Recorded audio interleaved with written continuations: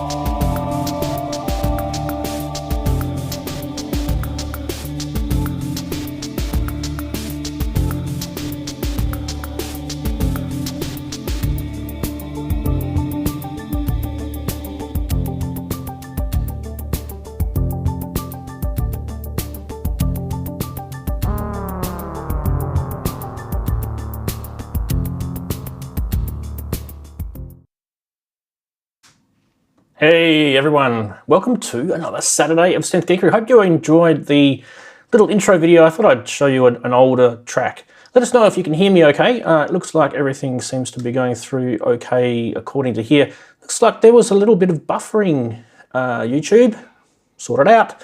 Definitely not my end. Yeah, always technical issues no matter what you do, no matter how much money you throw at this caper. It's crazy. It's bit like that synthesizer, isn't it? There's always technical issues. Every time you plug something in, there's always something that you have to fix, update, or gosh, anyone who's owned a Mac lately would be going, or an OS, you know, iOS. It's so many updates at the moment. Everyone's being fear-mongered into like, oh, you're going to be hacked into, or they're going to steal your information. Jeez, anything to get you to update, eh? We'll all believe anything that they tell us. All right. Welcome. We've got a few guests joining us a bit later. I think I might just bring the audio back in here. Yeah, if you're wondering what that was, it was a track that I made a while ago called Men from Mars. It was, I originally called it the Ambient Jam when I first jammed it, I guess. And I'm just going to grab the graphic for you so you guys can see what it looks like. Where are we? It's on the album Link, which is an older album of mine, and this was the graphic that I came up with. So I'll just show you that. Every time I do graphic, I'm hoping I'm not going to crash. That's the graphic that I did just for that track. So yeah, Men from Mars. Sorry for all the ladies. Yes, it's misogyny plus here today. No, not really. I don't really know why I called it that. I just kind of thought it was a bit sort of spacey sounding. I just kind of, when I was doing that track, I kind of fell in love with this fifth sound that the System 8 was doing. And believe it or not, the lead sort of, you know, fifth sound was also the bass line that was just repetitiously dropping from two notes. And it just kind of worked. And sometimes the simple things end up being the cool things that you do. It's not everyone's caper, but what did you guys spot in that video? Let us know in chat what instruments you saw that I used, because I used a crap load in that. I just want to get the chatties up on here. I forgot to copy the chat URL. Give you a second, I'll put you guys into the screen. Let us know in chat what you saw, or what you heard maybe you didn't see, because I think there might have been a few that weren't even on the screen, but you might have heard something. Just waiting for these to come. There we go. Chatties are there. While you're doing that, everyone's mentioning the MX1. Geez, Florian gets a lot of views these days, doesn't he? It's a great idea to do that video, I think, because of the announcement during last week we mentioned on the show. Thanks to one of our viewers told us that the MX1's been discontinued. So interesting. What's happening with Roland, do you think? Is there another era? How do you say it? A-I-R-A. Is there another one of those mixes coming out? A lot of people were mixed about it, pardon the pun. So yeah, there were a few people that didn't like that mixer. They thought it was crap. Other people thought it was awesome. Who knows? I have mine, and that's all I care about. I kept it all these years. I did repair it. I think I've told you guys before. Anyway, so in that movie video, did you guys notice any instruments other than the MX1 in there? I did give you guys a hint before. But yeah, maybe you guys didn't see it because you've only just started to come in. But anyway, let's say hello to everyone. Big hello to Steve Ward, who's one of our channel members. He says boo and scared everyone. Brett Lemmings, hello to you, mate. Nice to see you. Keith and Watford, another one of our channel members. Also Future World Machines, another one of our channel members. Awesome to have all of you guys. Martin Taylor's there. Merbit's there. Who else we got? Stephen Frey. Big hello to you, Azio Head. Dazza from Down Under, the Intergalactic Federation. How are you, mate? You haven't been on behind the camera for a bit. You're going to have to come on soon. Maybe when the daylight savings hit in October, we'll probably get you back on because it's a little bit earlier for you. Or is it early for you now? I can't remember how it works. Actually, no, it's early for you now, isn't it? Probably should get you on before the daylight savings then. Anyway, yeah, big nice to catch up to you anyway. Who else have we got? Path Lake is there. I probably missed a couple of people while I was chatting to Dazza. We go, big hello to Daniel there, awesome. QRDNK, Homegrown, another one of our channel members. Hello, thank you for being part of the channel. Asdi Fazi, big hello to you. Manny Dr. Synth is there. Who else? Half God, half beast.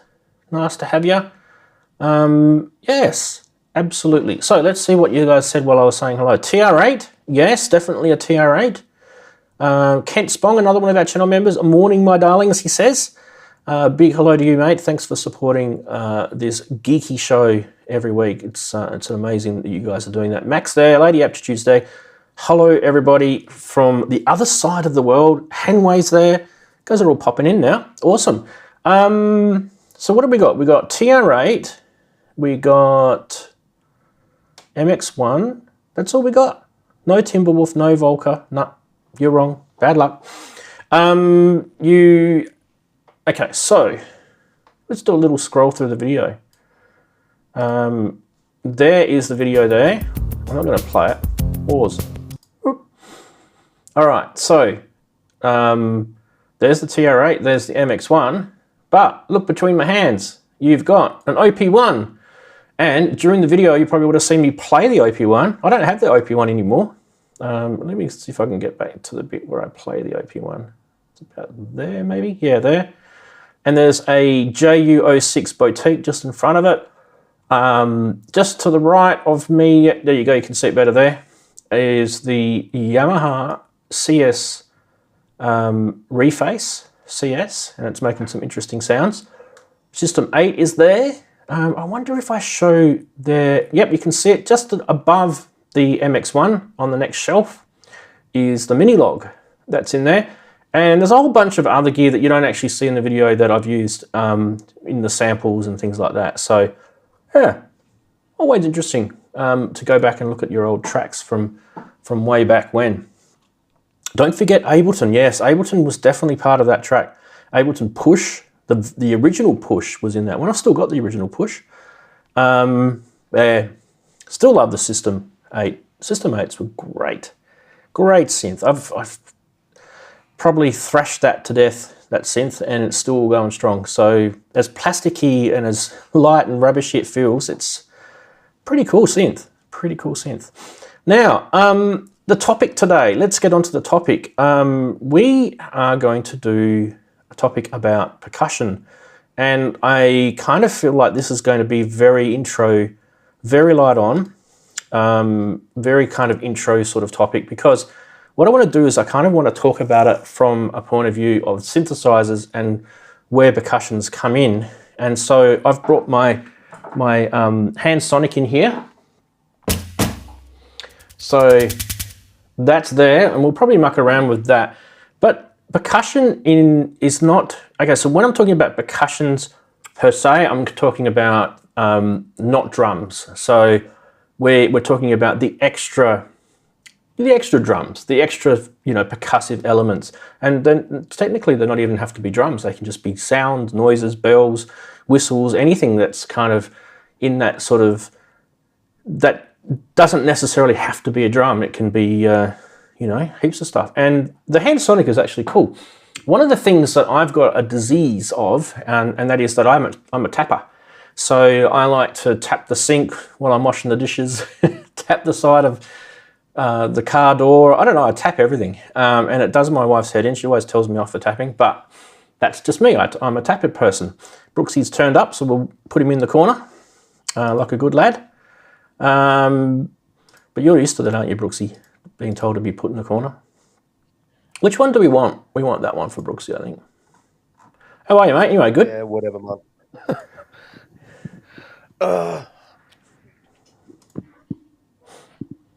What's he fixing? Headphones are off. So what were we talking about? Percussion, yeah. So the hand sonic, I think, is a good, it's a good thing.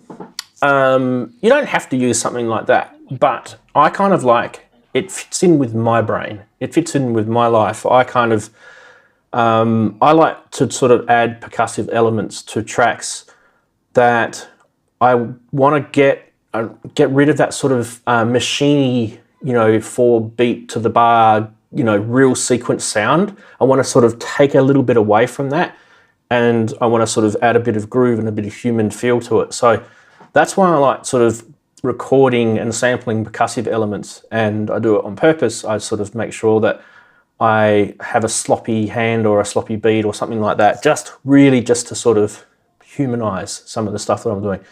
And that's one of the reasons why I thought we'd talk about it today. I'm just looking at the chatties. We'll probably pop them in the corner here while we're talking, because they're talking about the same stuff. Which one is that? Yeah, let's put them there. Chatties can go there. Bang, there we go. We'll put someone else there in a minute. We'll leave the hand sonic there. I think it's a good idea. So yeah, Kent's off on a tangent. Kent, you're welcome to join the video call if you want, mate, and bring some of your humour and funny antics to the show. I'd love to have you on one day. Let us know anyway if you do. But Half God, Half Beast says he's a tapper, and I play the water bottles whilst riding on buses. Yeah, I do that too. Kind of, you drink a bit, you get a different sort of sound. Brooksy's frozen, so I think he's trying to fix himself. So we'll see what happens there. Brett likes bad samples of cowbells. Oh, I'll show you something on the hand sonic. Remind me to show you the cowbell patch on the hand sonic, and we'll get a few people laughing. More cowbells than you can poke a stick at. Yeah. So Synth should be coming on in a sec. He's just emailed me and he's on his way. He's probably just wiping the sleep out of his eyes, no doubt. Right, and I'm just checking to make sure YouTube isn't complaining yet. Why does YouTube do that? Oh, that's annoying. Every time I stream, it kind of buffers right at the start, and then it settles. Like now, it's not even complaining. It's annoying. So Brooksy's back. Yay. Hello, sorry about that. Is that That's working? okay. Yep. It's definitely this mic, not the thingy No, jiggy. definitely that There one. we go. Yeah. Oh, sorry. For some reason, the headphones decided they weren't going to work. And don't say I plugged it in the wrong hole, because I hadn't. In before with your comment there. I'm just going to get... Sorry, I don't want to crash the show here. Have I crashed it? No, you're still there. So I'm just trying to get my... what do you call it? Social thing up. Here we go. Because... okay, so I can just keep track of messages as they come in. All right, Half God, Half Beast. I'm not going to flag this one because it's not connected just yet. Half God, Half Beast asks, Ranzee, how do you rate the MX1? I highly rate it. I think it's actually really, really cool. Actually, no, I can flag it. It's letting me flag it. Cool. I really think it's cool because, is this the... There we go. There's his message. Because it's not just a mixer, is it? It's got a performance and sequence element to it. So a lot of mixers probably, I don't know, there was a bit of a divide, wasn't there? People who make mixers are here, and then there's a massive, huge Grand Canyon, and then there's people who make instruments over there. And it's like no one really, they only used to talk to each other over the phone.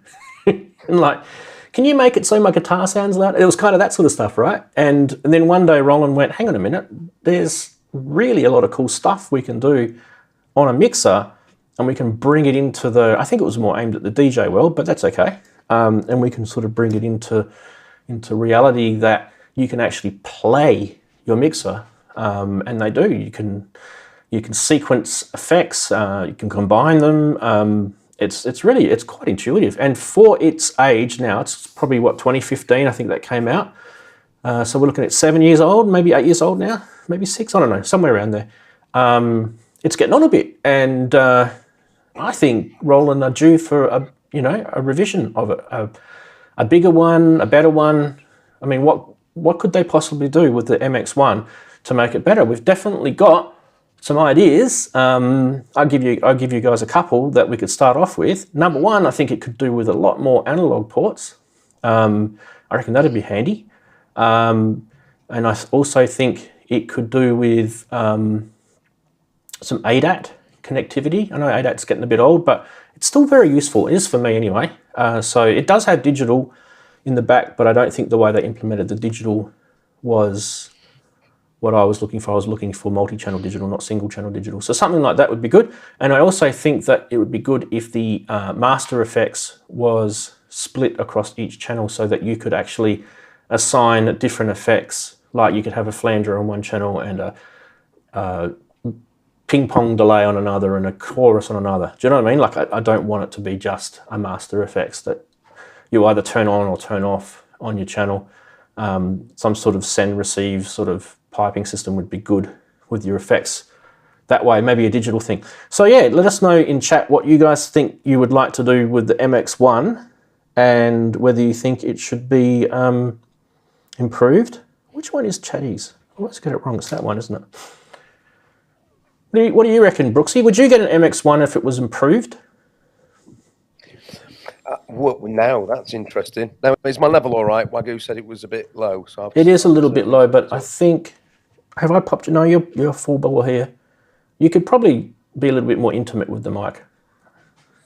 A little bit more... What, like that? Someone's done me gob there. Yeah. Right. This is Radio 1. Interesting. Hello. The fella who finished the thing at Derby on Thursday, he was using an MX1. And actually, he was having all sorts of problems with it, and he was getting really quite cross. And he had also the TB3, the Roland Boutique 303, and that was refusing to speak to the MX1, and he was quite annoyed by it. I was having a chat with him at the end. And he was very annoyed that the USB inputs on it are IRA only. And things like that he was explaining. He was just saying it's just really frustrating. He finds it really frustrating, which is a shame because I keep going back and looking at it and thinking, that'd be really useful, that'd be really handy. But yeah, fun. At the minute, no, I wouldn't be jumping into one of those really. So yeah. But we'll have to see whether Roland actually updates it or not. I kind of feel like the guy that was talking to you was probably not quite giving you the right information. The boutiques definitely work in the back of the USB ports on the MX1. It's not just the IRA gear. So you can use the JDXI synth, the JDXA, you can use the System 8, which is IRA. You can use all of the boutiques, but you can't use anything else. Like you can't use legacy Roland stuff. Like if I wanted to use the Roland Gaia, I can't use that because it's a different, USB talks a different language in the old days. So it'd be cool if they, class compliant. He was simply having problems with his machine. Full stop. Could be. Absolutely. It was just, yeah. And it all works at home. You unplug it, you lug it to a gig, you set it all up, and then it decides it's not going to play ball with you that night. I mean, we've all been in those situations. Oh, doesn't that suck?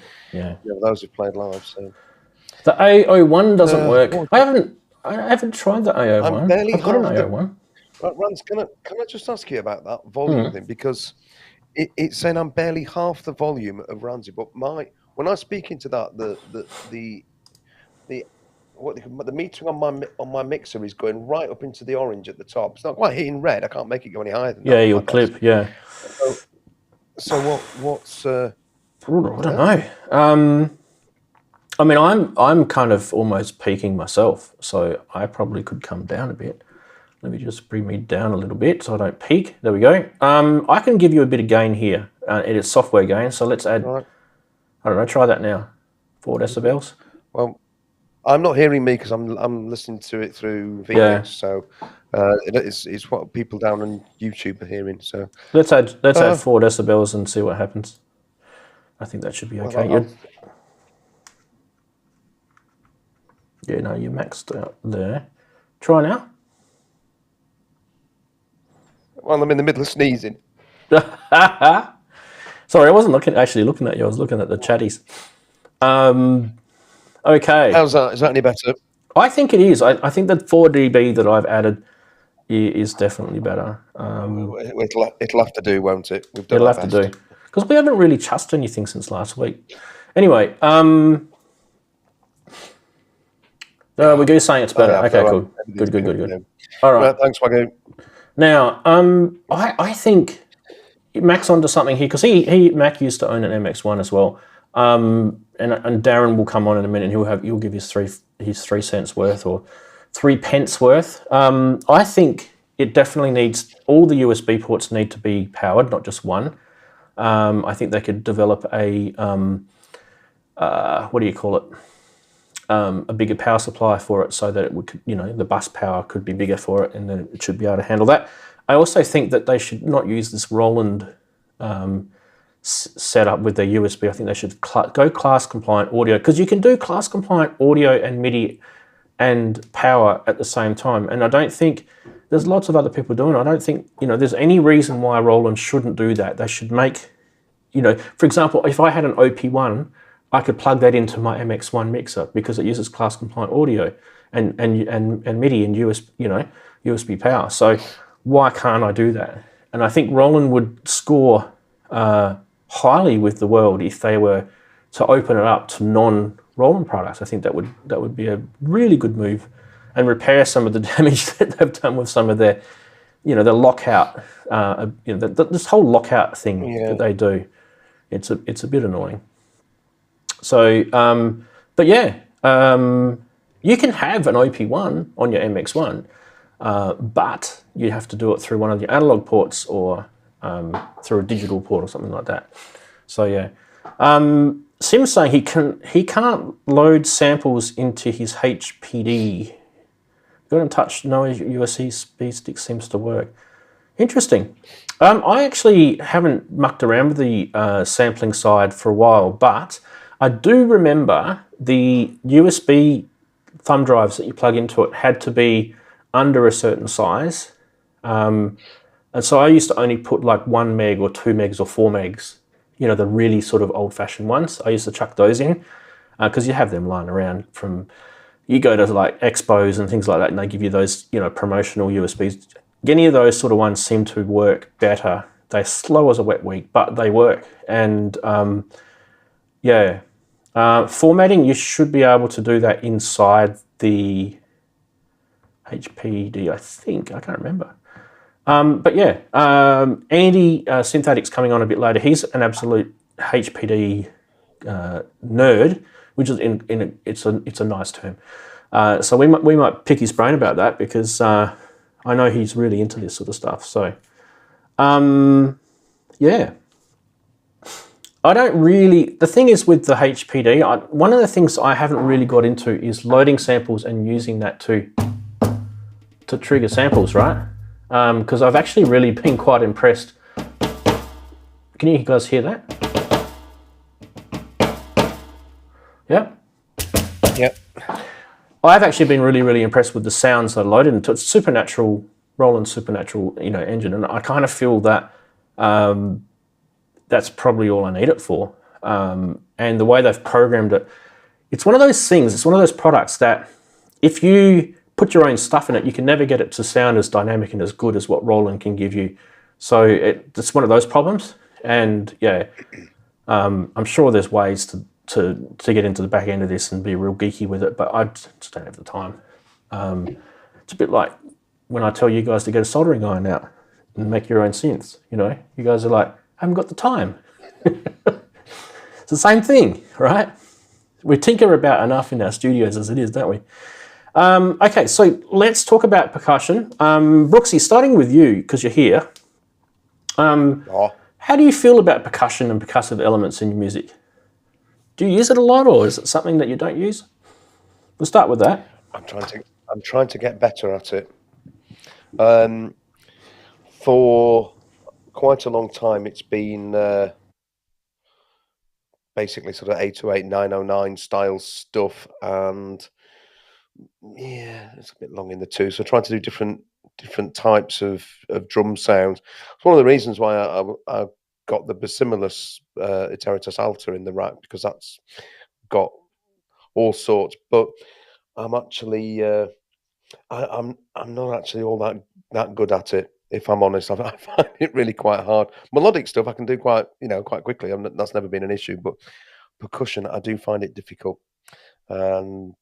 So things that sort of help you to do that, things like things like the Euclidean circles in the rack, where you can just send random, it's sort of semi-random patterns. That's really quite helpful. So yeah, I agree. And I think your Presonus is another kind of percussive style module as well. Yep. Yeah. It's just it's that, and I'd actually been digging more into the QD module actually, and checking out some of the different sounds and the different models, the sort of like plucked strings and car plus strong and all sorts of other things. And if you can be really bothered, you can get really quite deep and edit them. But oh my lord, it's so many layers of pushing a button and looking at what combination of colours and lights are available on that dial in the middle. Intuitive, it isn't. It really isn't. Yeah. So. But just to play about. But what it does do is it remembers your last setting. So whatever you had on it when you last powered down, it powers up with all that. So that's really quite useful when you get to your gig and switch your case on. It should be there as you left it.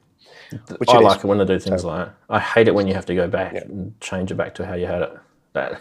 That does my head in. Well, it'd be no use at all for playing live. No. Or certainly doing things. That's when you sell a module. When they do that sort of stuff, you just go, look, guys, you need to go back to the drawing board. You haven't quite got this right. It's not finished.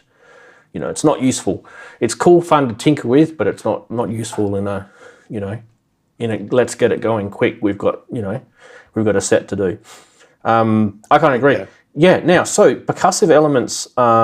Some of the guys were saying that they just think that they're a must in tracks. Like they can just sort of sit in behind everything in the mix. Do you know what I mean? They kind of sit there. Sometimes they pop out in front and they're just sort of tinkering away in the background, and they just add that sort of that movement, don't they, in your tracks? JX3D is just letting us know he's on his way. That's fine. Take your time. What I thought we'd do is what I'm going to do is I'm going to mute myself, because you don't want to hear me going like, you can hear me through the mic, right? So, and I'll probably put the camera on the HPD. Excuse all the cables in the background, because it's literally right next to my my patch shower. Do you like it? You can. Everyone has a patch shower. In the morning when you get a bit stinky, you have a patch shower. All right, I'm going to mute myself. I can still hear you guys, so sing out. Right, what I'm going to do is deliberately put some played elements in here, and I'm deliberately put some sequence elements, and I'm kind of just want to sort of, I don't know, play around with percussive stuff and see how bad we can get things to sound. Here we go, muting.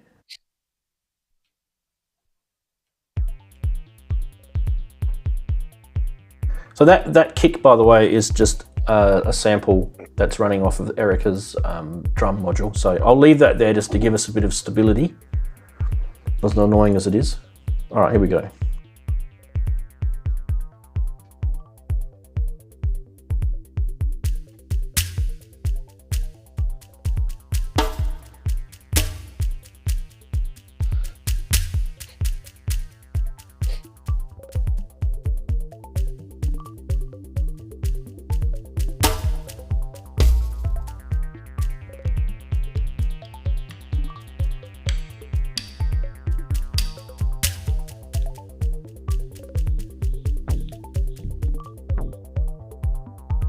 Just 1 sec, I've just got one thing that's not working properly on me.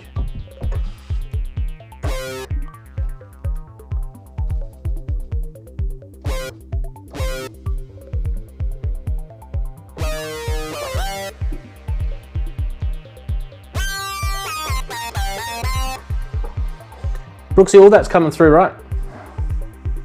Yeah, that sync sound. Yeah, could hear that.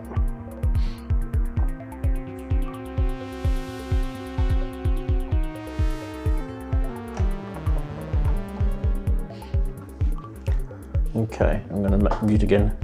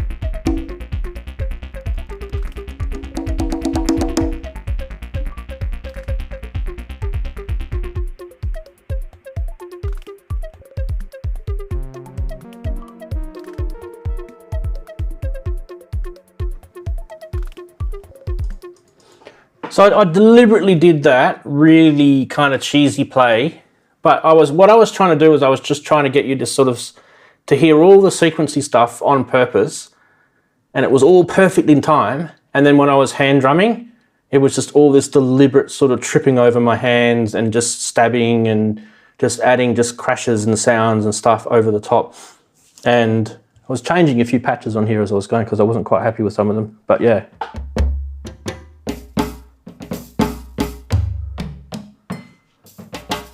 I don't know. So one of the things that I was kind of sort of trying to achieve with that is just to add sort of elements to it. Now, one of the things I can't get to do is get this thing to sync.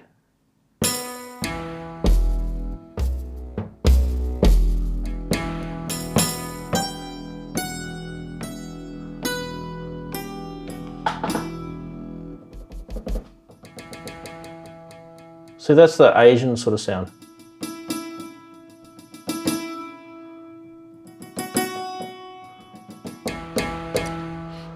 It's orbital. Oh, orbital. Yes, it's that. Oh, what do they call it? The box track. Hungarian. Take the delay off your voice, Darren. I've got a delay on my delay. Yeah, loads. Is that better? Yeah. Must have been from that modular track last week. I didn't mean the track. I meant the instrument. Oh, I can't remember the name of it. Oh, all I've got in my head is balalaika. It's not a bloody balalaika. It's a Hungarian thing. Come on, I can't think, but I think I might know what you mean, but I can't. Somebody, it's like you take out the strings of a piano, and you hit them with the little hammers. Yeah, yeah. And it's it's like an Asian. It's like an Asian thing. Yeah, Hungarian. Come on, folks in the chat. What's it called? Oh, come on. Zoltan Kodai used to use it all over the place. So that's the other thing too. I've got none of that's going through any effects, right? So I can put effects on here. It's got effects built into it. So let's just drown it in reverb. No, Merba, not a sitar. No. There we go. A dulcimer. Thank you, Native VS. Yes, dulcimer. That's it. Dulcimer. Thank you. So this is polyphonic. This thing. I'm on my iPad, so texting back's not as easy. Just in case anyone wonders why I'm not quick on the text. In the chat. Plinky plonky thing. Yeah. Yes, Steve.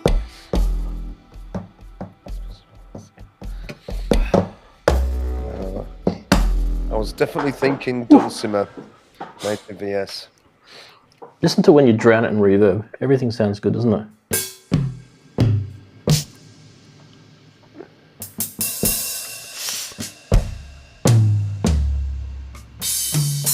So that's all just drums. I don't want drums.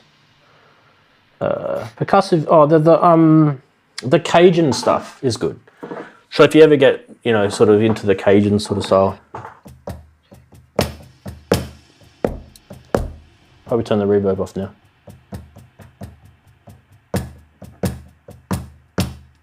Can add a bit of delay though.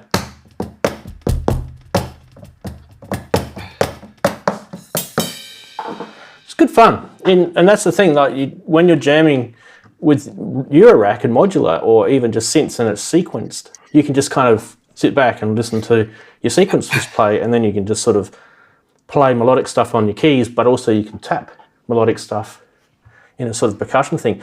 And where I was kind of going with it, Brooksy and Darren, is if you had, I'm going to take the HPD off and put Andy in while we're here. If you had some sort of CV-based drum pad system, right, I reckon that'd be cool. Do you know what I mean? Some sort of pressure, modulation, CV-based, and there's quite a few out there. I mean, Andy would probably tell us what some of the products are out there. Get on the D-beam. Yeah, I'll show you the D-beam in a sec. I think it works really well with some of the sounds. In fact, this one has got D-beam loop on it.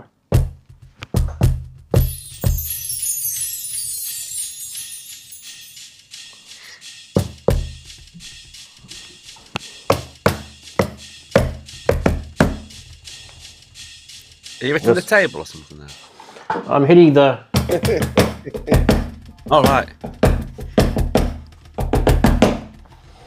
Hitting that. Behind me. Whee! Darren, we had a question in chat, and I thought we'd ask you the same question because I kind of feel it's right up your alley. And that is, where do you think the MX1 is going to go now that they've discontinued it? What do you think Roland are going to do? Do you reckon they're going to bring a new one out? And if they were, what would it be? What would it have? But I hope they bring a new one out. Will they bring a new one out? It's Roland, so probably not. I hope they bring a new one out. Well, they do. That's what annoys me about sometimes, because they'll start off like the Era series and the Roland MX1 and get it sort of almost right but not right, and then sort of go, forget all that. We're going to move on to something else now and do another. Yeah, they just dump the whole thing. Yes, we know them so well, don't we? So I hope they do another. What the heck's that noise? Oh, it's Andy. I'll just mute him for a sec. All right. There we go. He's calmed down. Well, now. I hope they do. I hope they do a new one. Did he just do that? I've just had the thing and they won't. They just won't. But if they do a new one, yeah, they do need to get a few more channels on it, sort the USB on it, make it class compliant, because God knows why it wasn't class compliant. Drivers are just a pain. And I think I might have caught you mentioning something to do with the effect. They need to. Why there's no reverb on it, I don't know. You should have a reverb on everything. And like you it does said, have reverb. Just all on. It does have reverb. Does it? Absolutely. It's in the delay section. Go watch one of my videos. Well, the Master Effects right. videos It's, series. Yep. Yeah, but you need to have a specific button, like, because you've got the delay. You know, on the main Master Effects ones, they need a pure delay, so you don't have to go into the little settings and change the delay. Yeah, more channels. Can you guys hear me okay? Class compliant. Yeah, I can, Andy. Yeah, quite a few other things. I mean, I like the mixer. I still use it. I mean, I used it for the that track I did last week. Anyone see it? Because the first time I pulled out the modular for a long time. So it's funny. I always talk of MX1. It's all the IRA stuff I have except for the MX1 and the IRA branded SP404.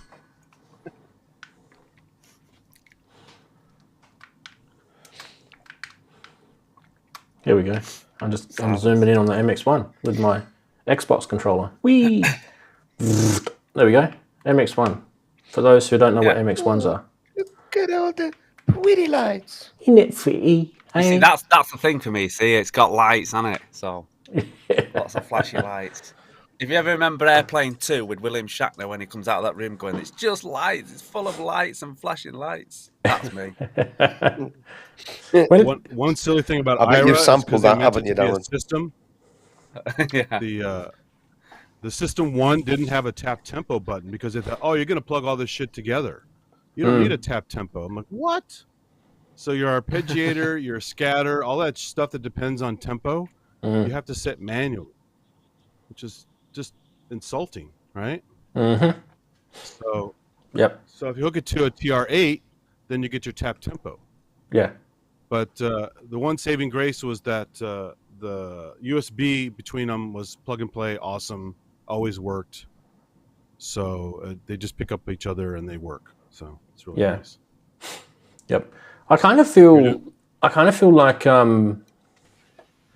don't know. I kind of feel a bit robbed with that USB thing, though. I always kind of felt a little bit robbed about it. Why is it that when I'm not getting on Roland because I like Roland stuff, I do. But why is it that every time Roland brings something out, not every time, but a lot of the times when they bring something out, you always want to shake him and go, why didn't you just? And it'd have been good. Yeah. Well, they make it their way. That's why. So. Exactly. So sometimes what we want might be very, very minor compared to what the majority want. I don't know. I've been put in my place before with my opinions. You know. I am not dissing Roland. Well, that's why it's good to find workarounds. Like Roland sounds. Yeah. Yep. But yeah, look, the world is a lot different now in terms of the mixing world because of the MX1, I feel. I think the MX1 created a new kind of array of mixers and class compliant, multi-channel USB, stuff that really wasn't that big before, was it? Performance mixer, but just with its downfalls, that's the only problem. Yeah. If you can work around them, like you say, the analog inputs that it's got on the back, it's fine. It's perfect. Oh, well, the small stereo channel. I think what number is it? It's about 5, 6, something like that. There we go. Henrik's back. Hey. Now, your internet's all working now, mate? You're all good? Yes, it should be working now. Slowly, Google became available, came up, and Discord here lastly. So now everything is running. Yeah. Awesome. Nice to have you back. How's my audio today? I think it's fine. Yeah. Sounds nice. Yep. Okay. Yeah. Thanks. If I need to pump any of you guys up, I've got. I had to do that with Brooksy before. Brooksy likes a good pump up, though. That's what I've been told. I can do it. You've got a comment on that. If it's needed. You're an inflatable, Brooksy. Hey, Darren, I've got to tell you this, though. Oh, honestly, let me tell you this. I wish I'd had the wherewithal to stop the car and get out and take a photograph.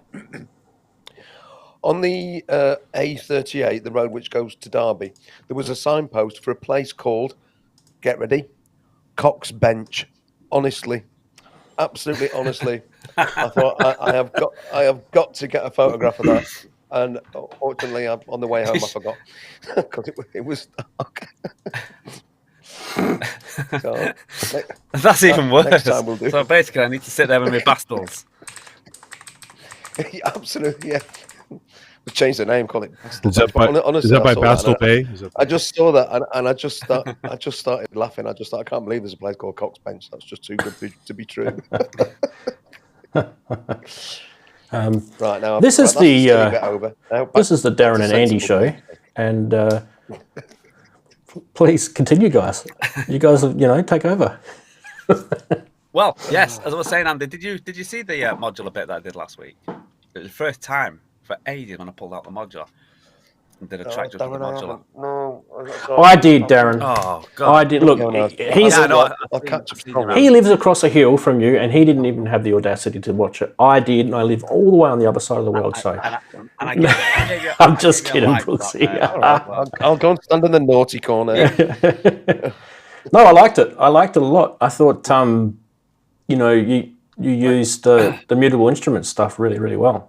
I really liked it. So well, it was just that little that rig. That was all. Apart from the 808 and the bird song, apart from that, everything was the mutables. I thought, wow, that's quite interesting. So it got me into. This is the problem. I said, why I don't go to modular. It got me back into the modular. So I ripped the case apart here, redesigned the things, and now I've got openings in the case going. And you know what happens when you have openings in the case, Andy? You got to fill them. Exactly. so that. I'm then thinking, what module can I get in here? But the question, Darren, is it all worth it? That's the question, and I don't know if you answered that question. So that was a question to all because you don't do sell blanking plates. You don't have to put put modules. Is it worth carrying on music? Is it worth me? Oh. This is the video.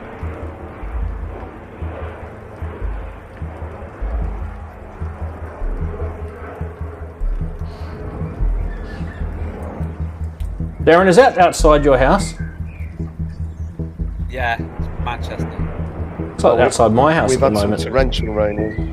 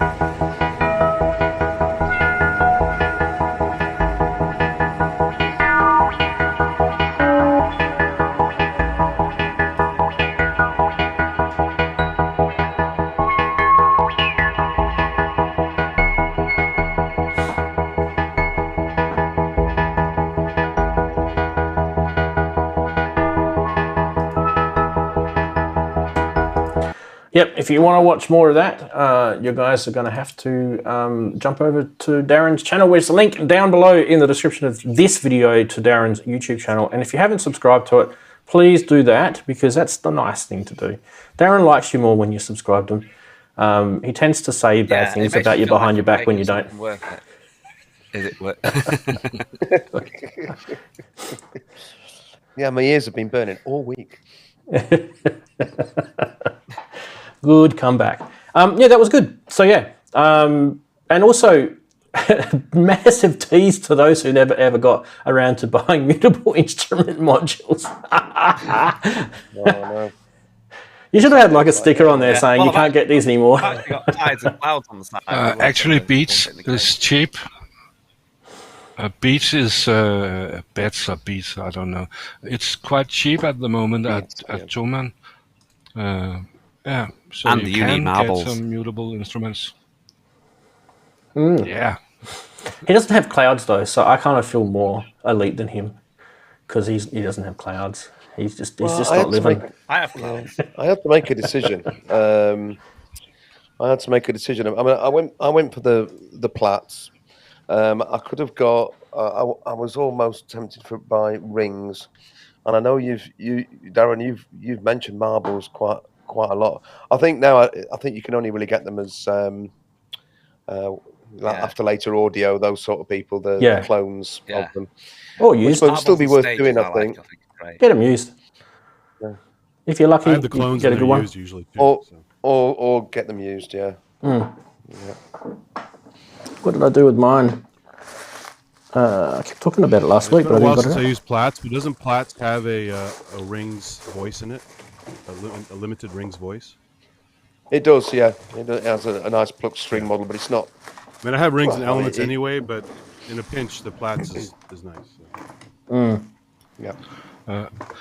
When we are talking clouds and marbles is a CV model, right? It's for CV signals. It's not for effects. Am I right? Come on, Darren. Tell us what marbles actually does. Sorry. Marble. You know when you were saying you were playing that like generative trigger? Oh, is that's type? Ah, right, yeah. That's the clouds clone Typhoon from After Later Audio. from Calcin. So do you actually have clouds itself then? Calcin. Yeah, clouds is right there. I'm touching it. Yeah, but it's After Later Audio who made it first, I think. Still a copy of clouds. So what are you saying? Mutable weren't the first to make clouds, is that what you're saying? No. Mutable was the first. Then they released the software, the firmware, as open source, and After Later Audio made the Typhoon then, and a few. Oh yes, the other firmware models. Yeah. You're right. Yep. Sorry. And I see what you're saying. that one is a copy of the Typhoon. Yeah. Yep. The difference between Typhoon and Clouds is that you get a few more controls, which are actually really, really handy. Because sometimes you kind of get frustrated with Clouds because it doesn't have those controls on it, especially if you've owned Typhoon first. So, yeah. But I do kind of feel, and I could be wrong here, but I kind of feel maybe they used a different DSP chip. Nobody ever mentioned Tides neither. I kind of feel the DSP chip that Emily used might be the same chip, but maybe they've overloaded it with the extra bells and whistles in the firmware. I don't know, but I kind of feel like the Clouds module never gets really noisy, but it's the Typhoon module gets noisy. So, or maybe it's the electronics. I'm not sure. But these are little things that annoy people that own Eurorack because they think they're getting something and they may not be getting the same Got thing. to be careful. I mean, that's true with the clones. They're not going to be identical because they're not going to have exactly the same electronics in, are they? So they might use different amplifiers or digital audio converters. Can I just ask? Can I ask Darren to go back to explaining what the marbles actually is and why it's worth getting? It is for you, Andy. Div Kid's probably the best to explain it better than I am. It's a bit like. Oh right. Imagine I'll get 3 minutes machine. in and then I'll have lost. Right, go on. It's a lot a lot more than a Turing machine because it's like it will. Oh, I don't know how to explain it. It's it generates, but it's quantized. Anything it generates can be quantized or within a scale, and you can lock that scale off. Yeah, or but lock we're that talking quantization CV. off. We're CV talking and gate, CV yeah. only, It'll trip right? out CV and gate, yeah. It Yeah. doesn't, no sounds to it, unless there's an Easter egg Okay. which I haven't found on it because there is on Rings and the others. Yeah, Marbles is good. It's been on my list for a while. I just keep forgetting to get it. So. Yeah. So, like I say, That list better get close to the top, Andy, because they're going to become more and more rare. I get the clones. I don't get the real ones because the real ones are too big. I have a real Clouds. Yeah. I can always lend you marbles if you want, Andy.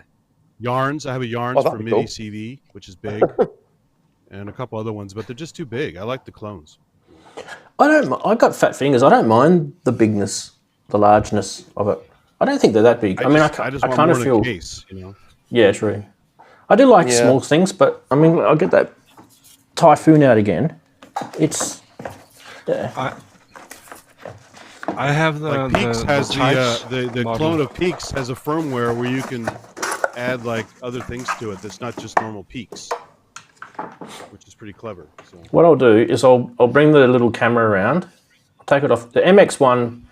It doesn't need to be on the MX1 anymore, does it? I have the Tides model. It's like LFOs. The Tides is cool too. No, it's a bit like what is it called? There's a model from That's the those Clouds, who make right? That's the original Clouds, isn't it? And that's- update it slightly. And that's the Typhoon next to it. And I would say that there's maybe 2 or 3 HP less width on that. And you're getting all those extra, it's upside down, all the electrons are going to fall out. Whee! You're getting all those extra controls. It's about the same as the stages, by the look of it. Yeah. Ranzee, they're not gonna fall out because they are moving in the opposite direction. Yeah. I actually get worried because they're at right angles here, though. Right. Enough with the stupid electronic jokes. Because nobody gets them. Only you and I get them. Henrik. About the Tides I was talking about. Yep. The model is like another model where you can adjust attack and decay the slopes on LFOs or just what comes in. You can use it as a well, I can't remember any word today. That's okay. While you're doing that, I'm going to move you. Like a slew limiter. You can adjust the slew on attack and decay, attack and release, the start of the waveform and the end of the waveform, and then you can make LFOs. You can make fast LFOs. That'll say VCOs and everything with it. It's a great model. It's very difficult to explain, but it's very useful. It's a bit like marbles, and then again not. I think marbles is more like sequences and I like using Tides as an oscillator. Turing machines. Awesome. Yeah, I think what Brooksy probably would like about it is its chaos, and then it kind of tidies itself up a little bit, if that's a good way to explain it. So it goes into quite chaotic sort of, like the Turing, randomness, and then it tidies itself up against your CV gate. But yeah, you can lock that chaos in if you find something that you quite like. You can lock that in, and you can also then quantize that in to. I think it's really clever. I actually really want to get one of those as well. I really like it. And things. In fact, that random pattern that you heard on that video that you just did, that is basically all marbles. That is marbles playing. Nothing else, just marbles. And it's just locking in and locking out, and then just obviously having the filter. Because even the filter, let me have a look. Even the filter's moving via stages and marbles as well. So it's quite. Yes, tides. Yeah.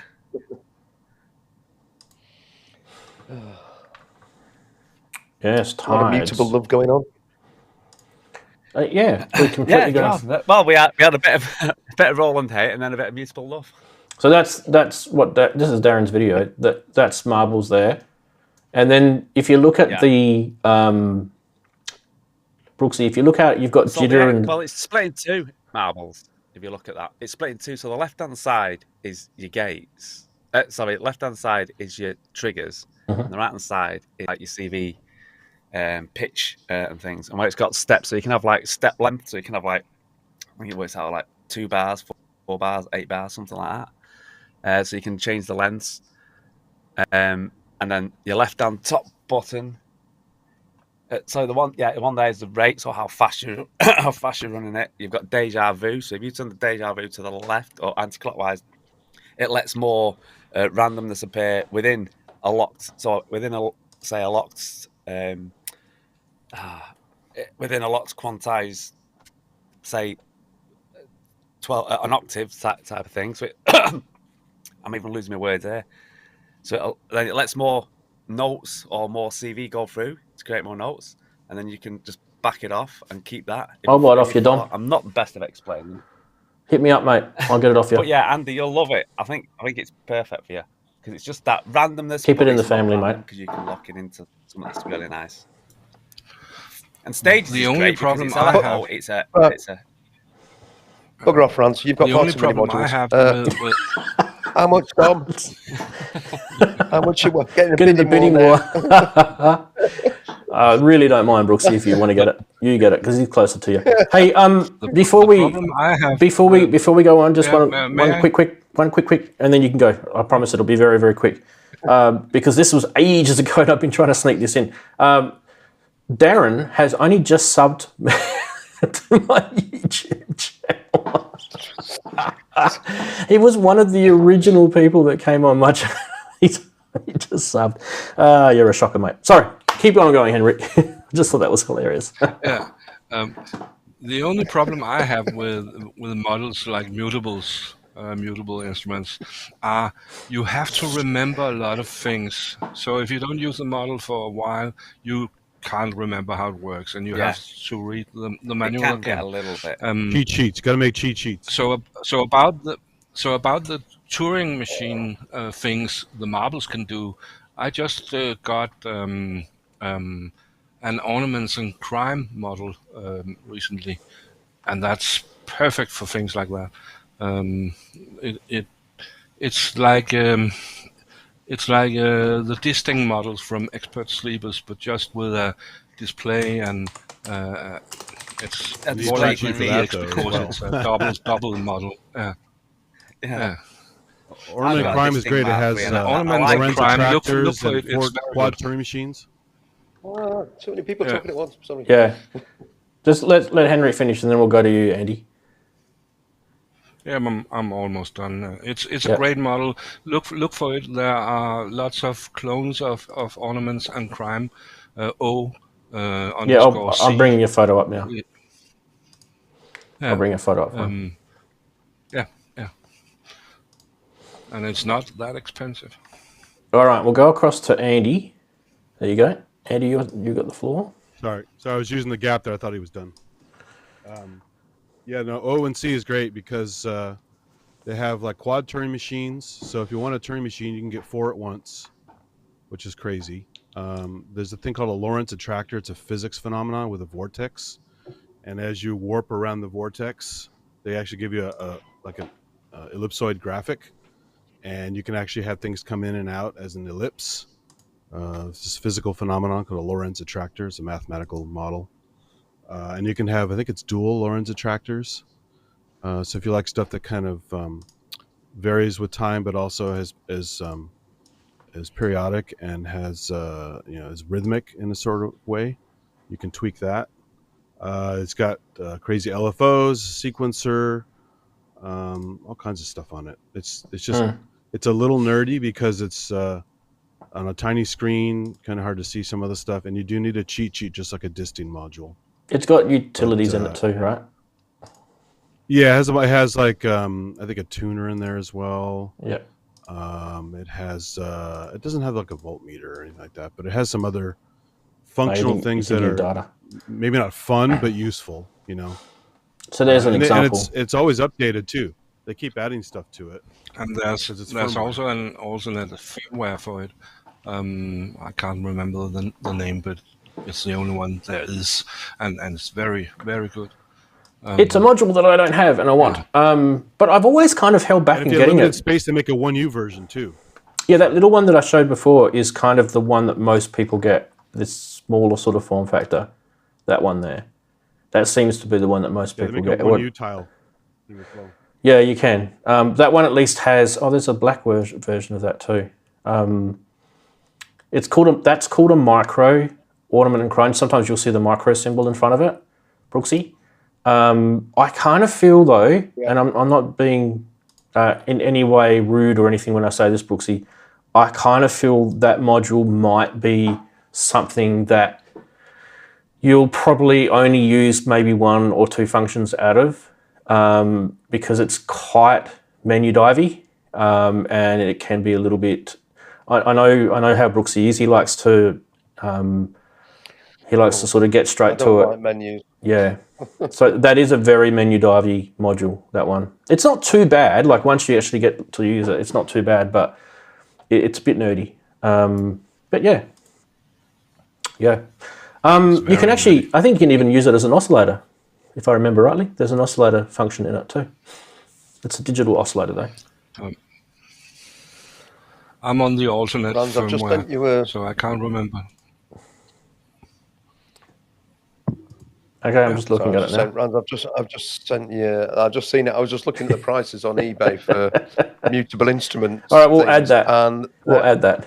there are some shockers. The prices of these things have gone through the roof. Yeah. I mean, the clone ones are sensible, but all the exactly, Darren. You're sitting on a bloody gold mine in that little case, I tell you. Yeah, that's what I was saying before. Like, brag about it. You should have had like a little thing.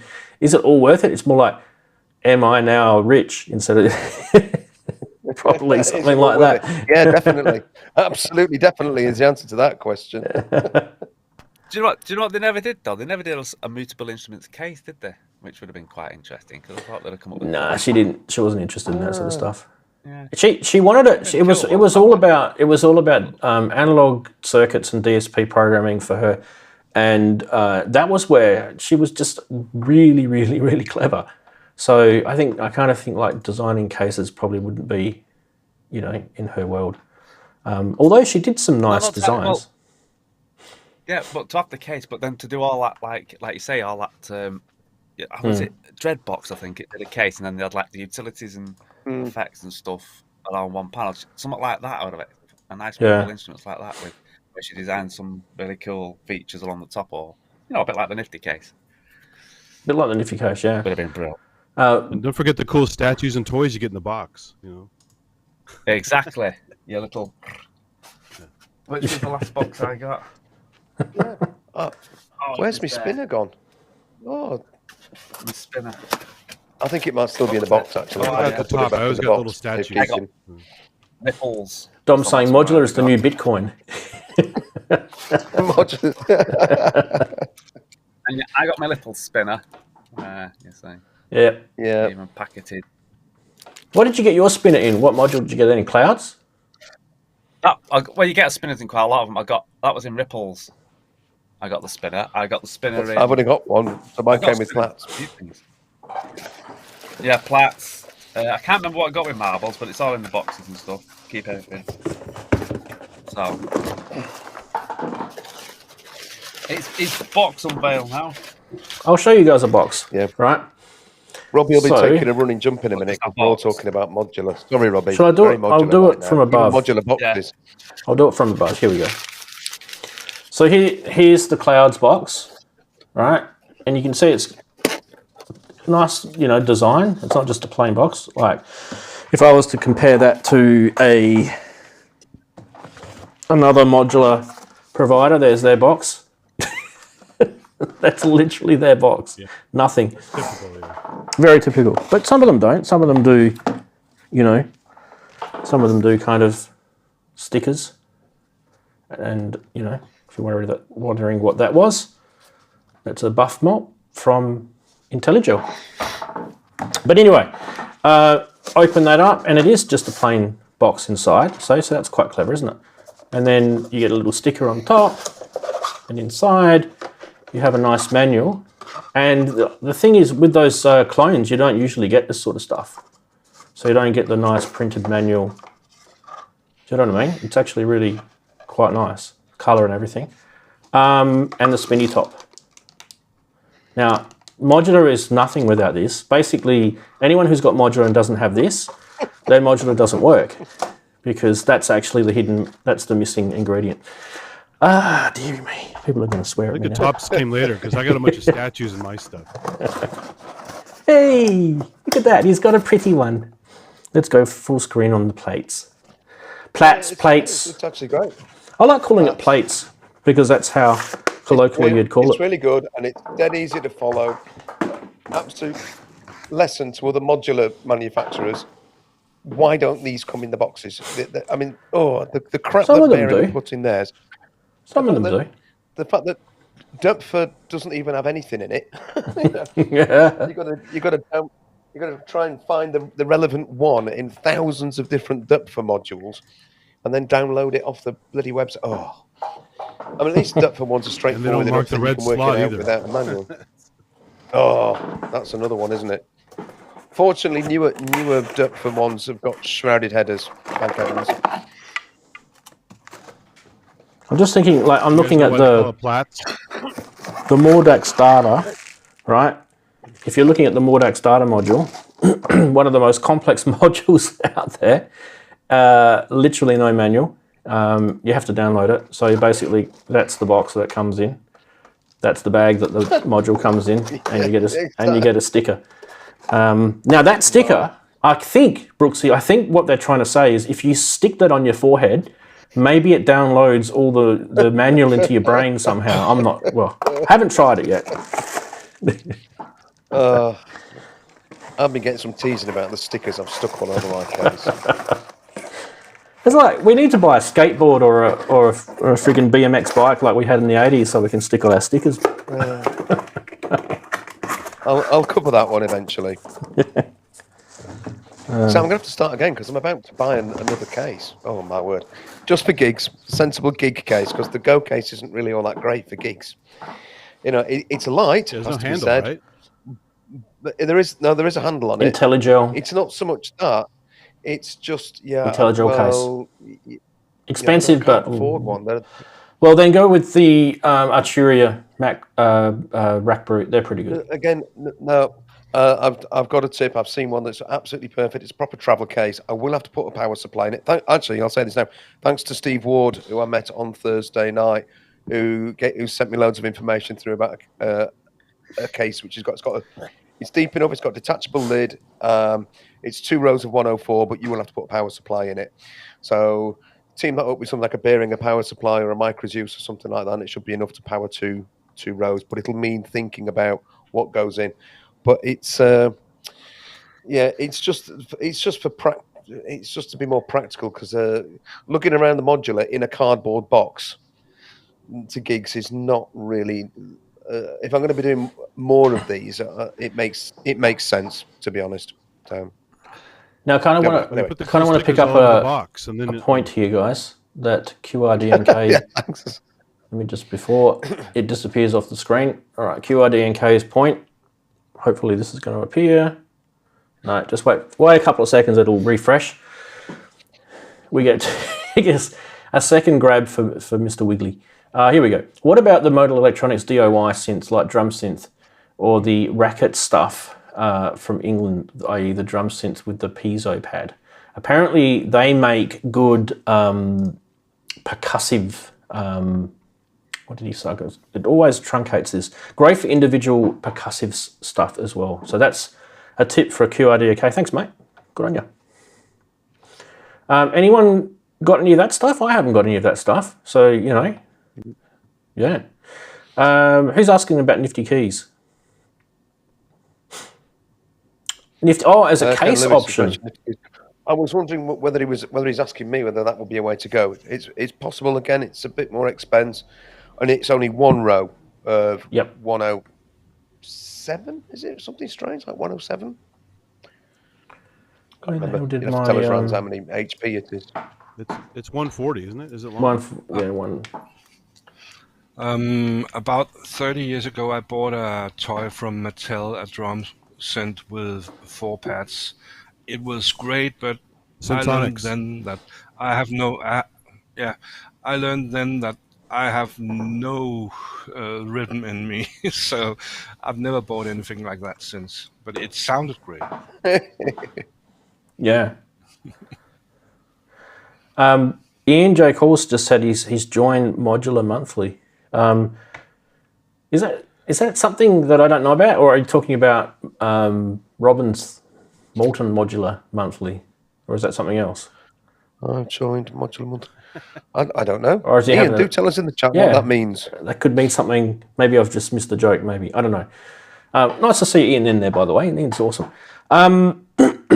Yeah, so let's get back to percussions, because we kind of did go off on a tangent, but it's actually really, really cool that Darren, without even realizing it, now see Darren, this is how intelligent Darren is. He doesn't even realize how intelligent he is, but if you actually think about it, a lot of the mutable instrument modules have percussive elements to them, especially the rings, because that's your, really kind of, I don't know, I just kind of feel that all of that sort of bells and, dampening and brightness and all that sort of stuff, it's actually really, really cool. I don't actually have a proper rings. I have a clone rings. Mine's called Ranzee, which is cool. And I used that before, actually. We could probably get that sounding on its own. Yeah, Platts has got quite a lot of nice percussive bits. That's what I used in it as well. Yeah, so Platts is basically, Behringer copied that, didn't they, the Platts one? That's the brains, right? Is that the same thing? Yeah, with brains, yeah. Yeah, okay. Yeah. They added some stuff too. Yeah. Let's turn everything off.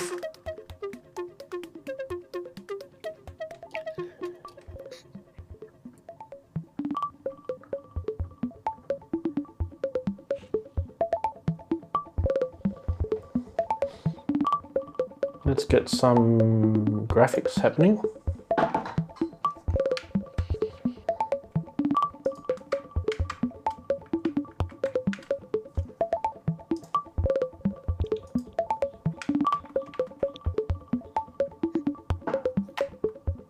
Oops, sorry. I'm being a little bit crazy. All right, now, brightness.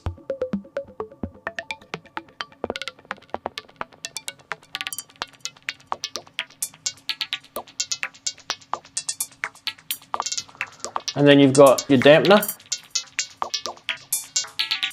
Adds a bit of sustain to it.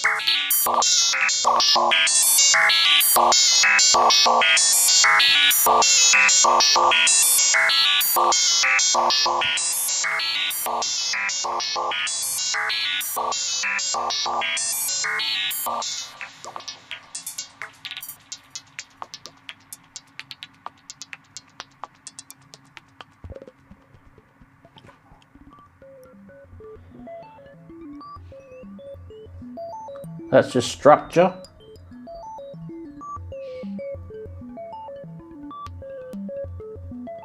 And this is your positions.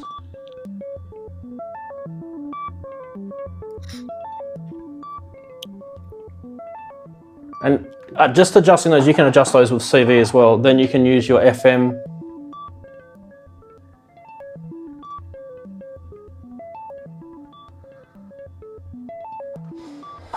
And then you have dampening. All the CV controls there have attenuators. And then you have your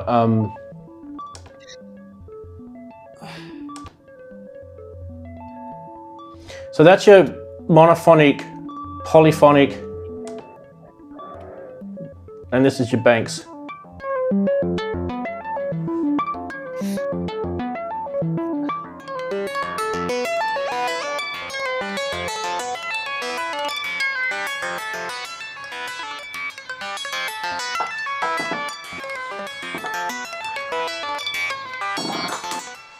There you go. So in terms of, percussive / synthy sounds, it's a really, really good module. And I mean, really, there's not a lot of difference between that version and the original rings is what Darren's got, except for those extra controls. Hey, Darren, that'd be kind of cool, wouldn't it? You got... Yeah, you'd have to put them side by side to see whether it is what the sound is like. Yeah, sound-wise, probably no different, I reckon. But I don't reckon there's much difference. Frequency structure I've got. I reckon it's pretty similar. I think really the major difference is the width of the module. That's probably the major difference. Using those sliders has probably given the width. So it's probably what, a good 3 or 4 HP thinner. Yeah. Other than that, you can achieve the same sounds as what I just did. So Brooksy, that's probably a good one for you to get those sort of, real world sort of sounds. And the little, the bank thing, it kind of goes between like bell sounds to sort of strum sounds to, like a marimba sort of wooden sort of sounds that it goes through kind of the different banks. And then using those dampeners and structures and stuff, you can kind of get it to sort of really reverb, but not really, it's not really reverb, it's more the actual, the sustain of the sound or the tail of it. Or you can really bring it back to it's really plucky. So it's very, very interesting. With the polyphonic side of it too, you can actually get it to strum. And I actually haven't even had a chance to muck around with that yet. Have you done that, Darren, on yours? Got yours to strum? Strum. Did I? Yeah. There is actually a strum. Like if you look down the bottom left of Darren's module there, can you see the strum?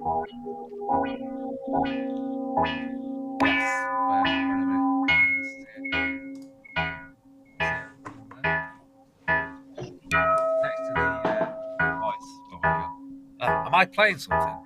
You are. It's going bow, bow, bow. It's bouncing. That's that modular something, but I can't edit myself, so I don't know what's coming on.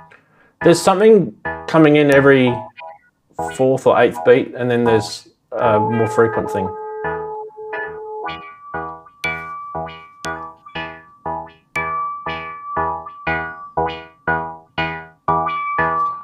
That's the only problem when you can't hear what you're actually playing.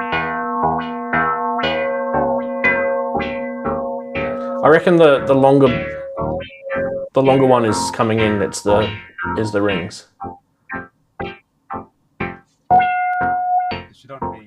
I think your plates is the one that's coming in frequent. Plates is going to plates is going into the rings because you can have audio into the rings, can't you? Because it's a resonator. So it is, yeah. So without hearing it. No, you did good. Yeah, since I can't hear what's going on. Yeah, I can just see lots of flashing lights. Now I do want to kind of talk to Mr. Andy, because I would say most people that I know, he would probably have the most percussive stuff in his studio, and I thought I'd pick your brains, Andy. Some's here and some is at my girlfriend's place right now. But and you were talking about modules earlier. Plonk is another good one for funky percussion. Yeah. Physical model funky percussion. I don't have that one yet, but all that stuff was pretty cool. As far as expressive perk, I don't have my A-frame here, but the wave drum is classic. I don't know if you guys can hear this. You hear that okay? Yeah, it's kind of beautiful. So what's cool is it's super expressive for touch, and it's pressure sensitive, and you have similar to the A-frame, you have a microphone in the rim, and it's triggering the microphone sound, sometimes only triggering the microphone to drive a sound. So you can I'm hitting the rim on that one. Or you can drag a stick across these little knobs, kind of like a gyro.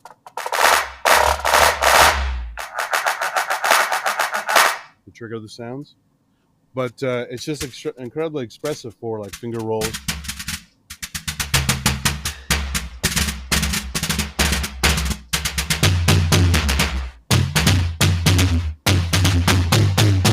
And you can pitch it because it's sensitive. But there's some incredible sounds on here. If you want to go back to like a basic snare, unfortunately it's an LED and it takes a while to load. So wave drum has its flaws. But, Hey Andy, just to let you know, you keep talking. I'm just going to quickly grab a drink. Okay. No problem.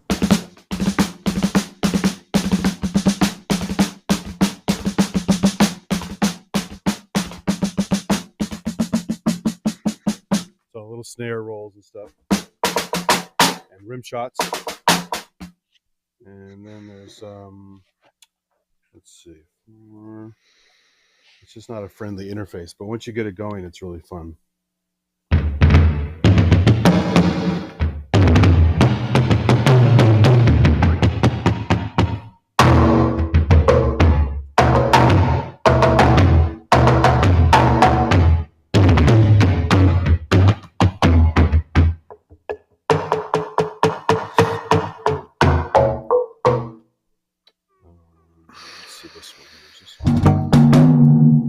A lot of reverb sounds.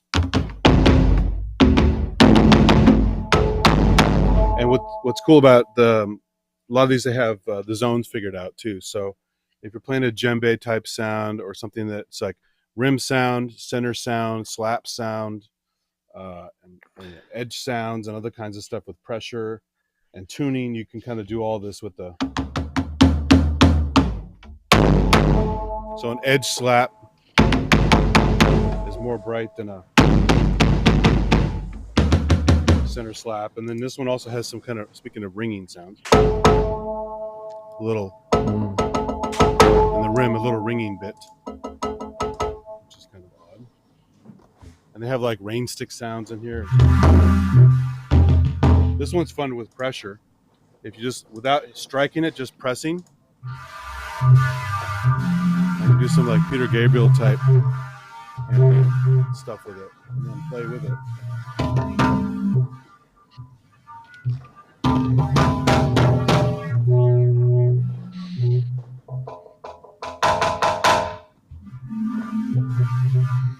So it's a trip. I have a short video I made with this older wave drum on my channel a while back. Just not great playing, but just to show how crazy expressive it is. I've also used the Wave Drum Global, which has more sounds than a couple of recent hardware jams. But it just has like all this expression. So great programming. There's like a Simmons type drum. Yeah, that's with cool. With some regular percussion mixed in.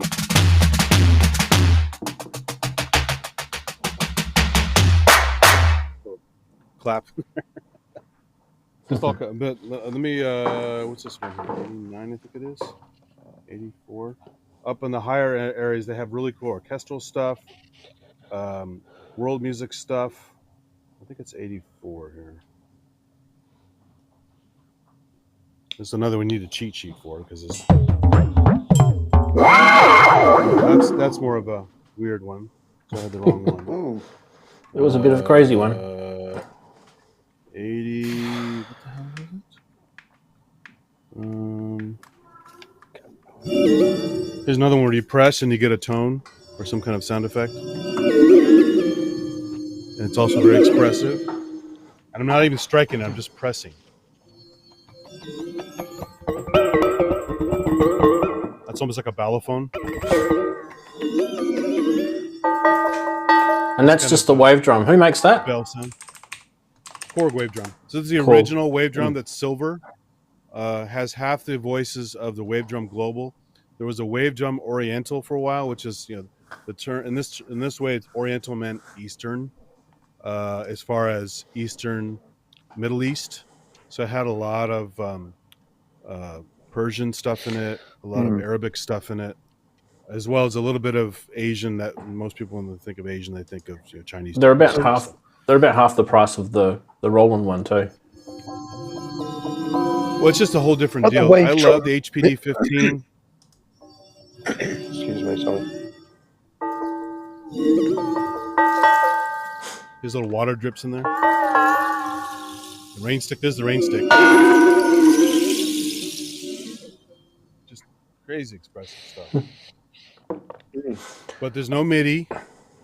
There's no adding sounds to it. There's no anything. It's all a little universe of its own.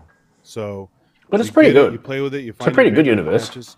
It's incredibly good. But it's just I have way more fun more often with my A-frame because it's using synthesis in a very clever way to give you realistic instruments, but you can go off the rails. Where this one can kind of go off the rails. There's some little synthy bits in there.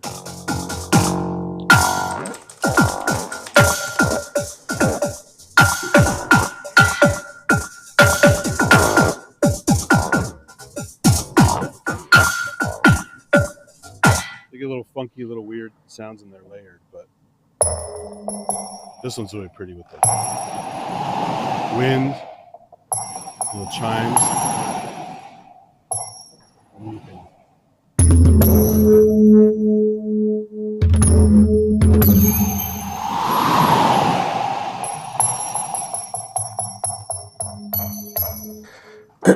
Ian's saying you can't get them at the moment, and if I'm having a look in the UK, saying you can't get them, and if I look in Australia, they don't seem to be available either. Wave Drum Global or the original? Don't get the original. So the global Wave Drum Global. Global, yeah, I'm talking about the global.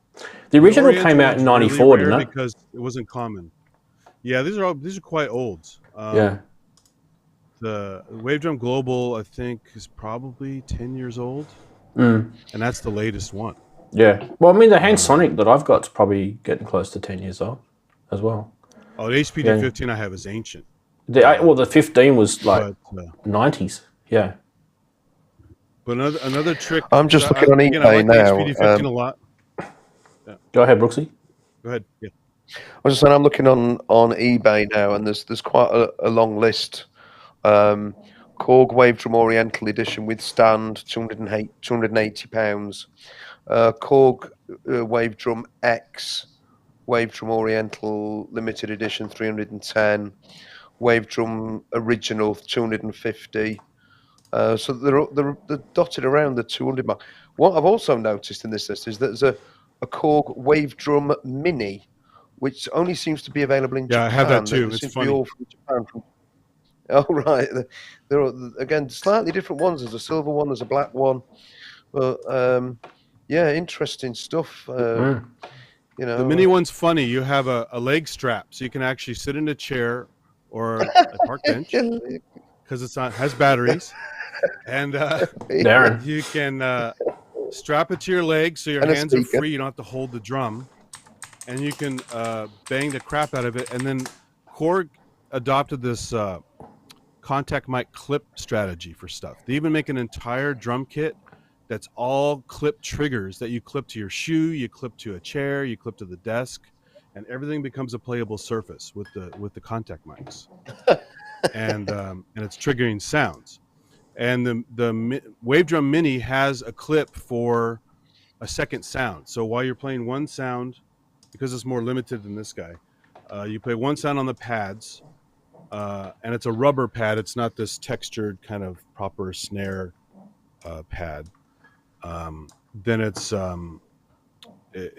feels different. But with the foot thing, and you get the coordination down. There you go. There's the clip. See, you clipped it to a rototom or to a plate or to a table or whatever, or your shoe, and it's pretty fun.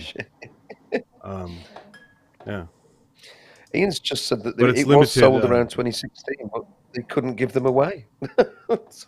Strange. Yeah, it was. I think I got no. But Brooksy, that's actually kind of interesting. You brought that up because when I bought my hand Sonic, the store that I bought it from, the guy said this has been sitting in this store for 3 years, and not one person has come in and asked about it.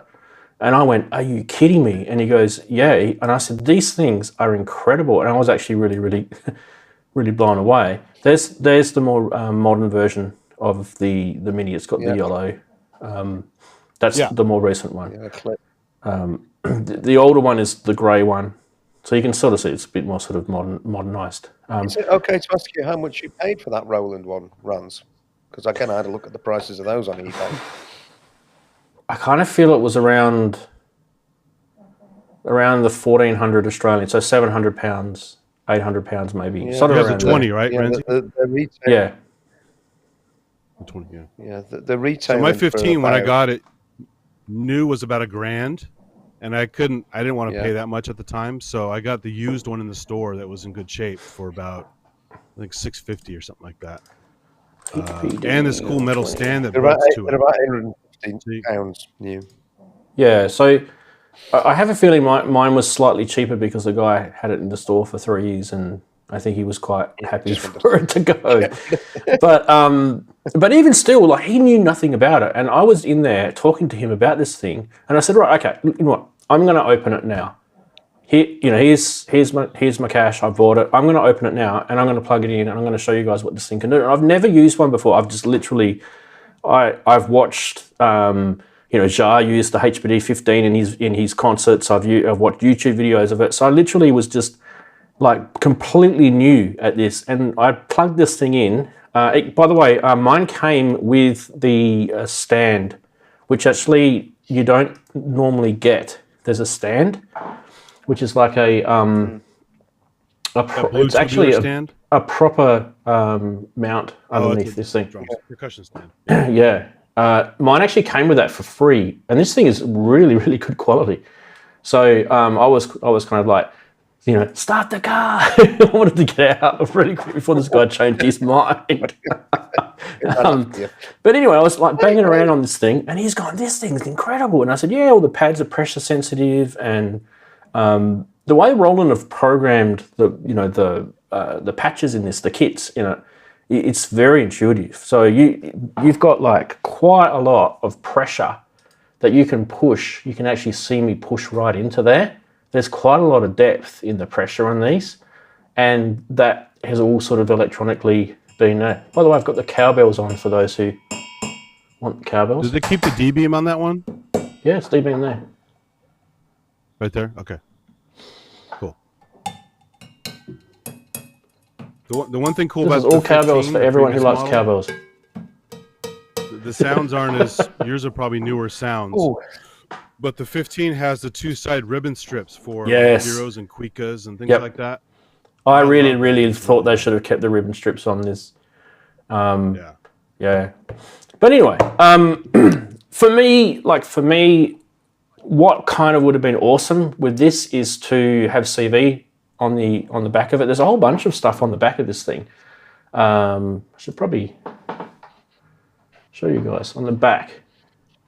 You can see there's a whole bunch of plugging, and so there are some pedal controls and triggers and foot switches and stuff. So I do want to kind of get involved in that and muck around with that. And obviously that you've got on the other side, you can see the USB connection here for the thumb drive, right? Not the USB that you plug it into your computer with. This one here is for a thumb drive. So you can load your samples on, plus it's MIDI DIN or USB MIDI. So it's pretty intuitive. Like Roland have modernized it in a way. But yeah, I want to the next thing I want to do now that I've got this back out here next to my eurorack is I want to kind of, you know, use the foot controls and that, but actually see if I can get that to do that with eurorack as opposed to my foot. Because most of those foot control pedals are CV, right? So it should translate, okay? That's the theory anyway. So I'll let you guys know how that goes. When I first got my HPD-15, I made a mobile rig with it. I bought a snare bag to put the box into, the HPD-15. I got the hi-hat controller and the kick controller and some cables and stuff. And I had a 12-volt battery pack from an alarm system. So I have a lead acid, so I could actually, you know, have a portable battery for it. This is before you had power banks everywhere and stuff. Yeah. That are, you know, now, but I had to carry this heavy lead acid battery. This thing takes just standard Roland PSA adapter, the standard one that they they give you with everything. Like I think the System 8 has the same power adapter. So you could definitely use a power bank on that. All right, now I kind of Another feel trick like I recommend too, because because the pads only give you so much, and they don't give you as much expression as maybe like a wave drum does. Is look at getting the Korg pad control, because not only does it give you nice light up rubber pads that are very expressive, but it gives you the XY pad where you can do rolls, flams, and repeats. And when you move, when you with a lock K? it down and you do the rolls and flams, pad with a K, control, control. okay. There's a white one and a black one, but there's a secret weapon. As long as your sounds are decent, don't have that machine gun snare kind of sound, just too repetitive. And you do this kind of natural motion with the XY pad, you get this really, really nice drum rolls with it, with the XY pad. And you can set the flam time as well, so you can do rolls or flams or hold. And I've actually used hold as almost like a sample and hold, where you just hold down and repeat it and hit a couple different notes. So these things are no longer being made, right? These pad controls. Maybe not. I bought one recently as a backup on Reverb, but yeah, they're still around. I don't know if they're new,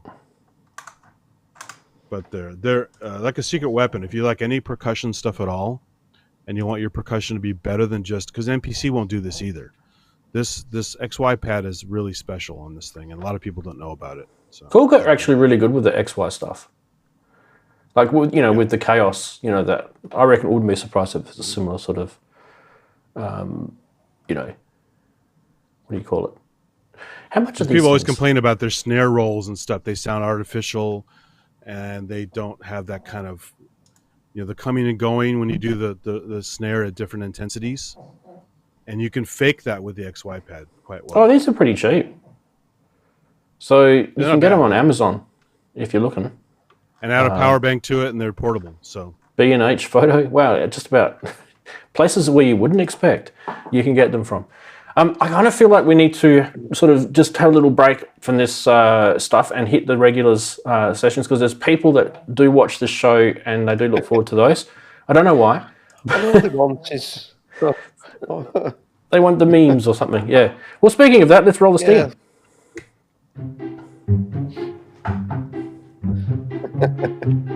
Nothing like having everything perfectly timed so that it happens when it's supposed to happen. We're only 46 minutes late. Hey, welcome to the memes. Yes, I'm a grown man and I'm a big adult. I can do this. I'm looking at the manual and it's got MIDI mode and... No! Does everyone relate to this? I reckon at one stage I probably would have. I'm from the time where it was the only way to do it, so I don't cry anymore. I know how to do it. Makes perfect sense.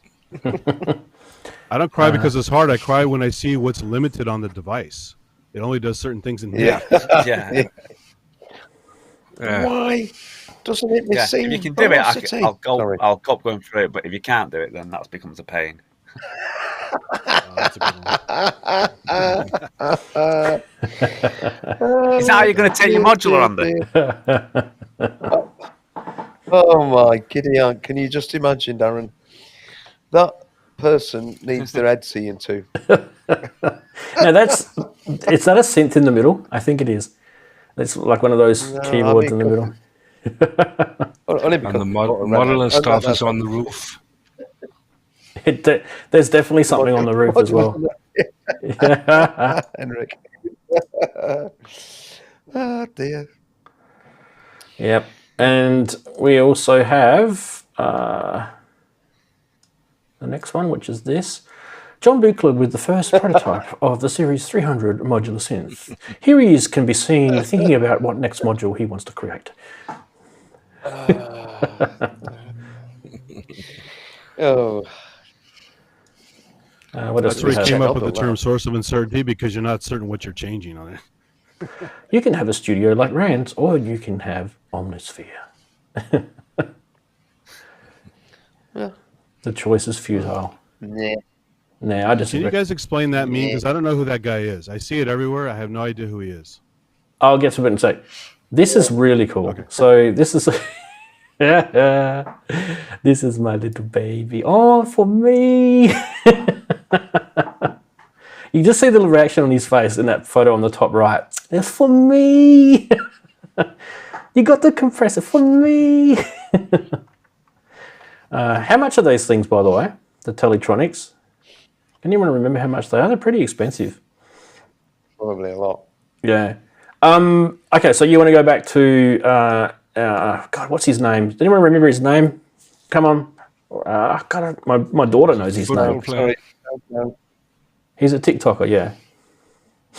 Anyway, so he... Footballer? No. He's just a guy. He goes on TikTok and he looks at people doing frustrating things like using weird things like cutting up, I don't know, watermelons or something, and he just goes and gets a knife and cuts it up normally and goes, why don't you just do that? He's kind of one of those guys. Like, it's like, yeah, it's some of these stuff is he's really famous actually. He's doing really well for himself.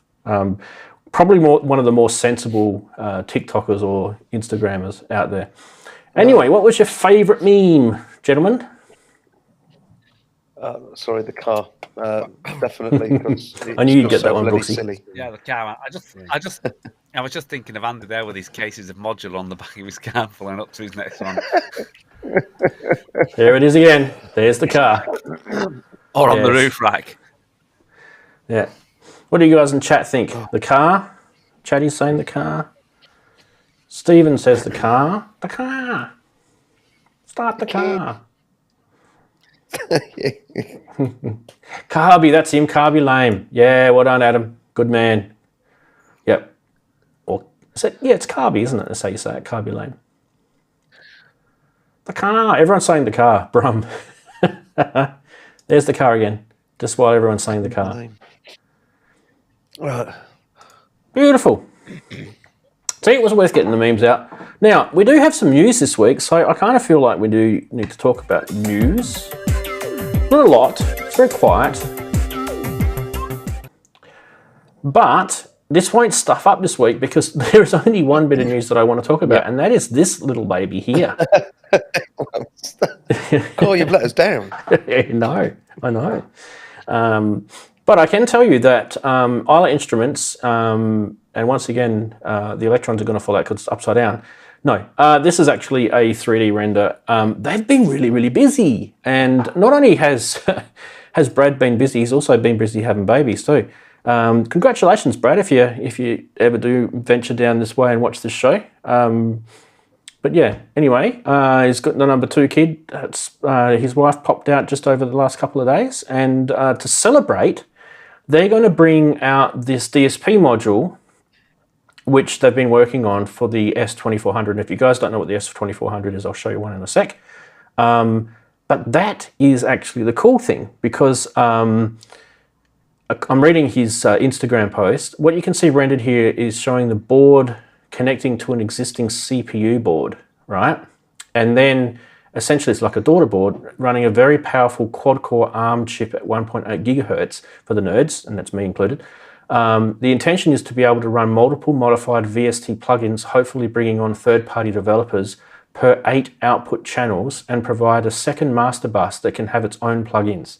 The emphasis here will be on top-notch useful FX, and also there's an early development stages, but there's also other prototypes that they're working on. For example, a 8 channel or 8 times multi-mode analog filter board, which is also in development. I think I might have a little photo of that as well there. Let me get rid of that stupid thing. There you go. So, yes, isn't that interesting? So, S2400, let me go grab mine. It's basically a sampling machine, sampling grooveboxy sort of type machine. If you don't know, it's based on the SP1200 from Andy, I always forget, do you have one? Or did you not ever get one? Yes, every time this comes up in the news, I have to admit that mine's been in a box for months. I've taken it out maybe 3 times, and I feel very guilty. Because I love it, but I don't have the time for it. It's just... That is true. Mine came with that special case. You know, I got that special nice red and black case. Oh, these things are massive. right? Yeah, they're really nice, but I just got to have the time for it. That's the thing we're talking about here. This thing, the S2400, right?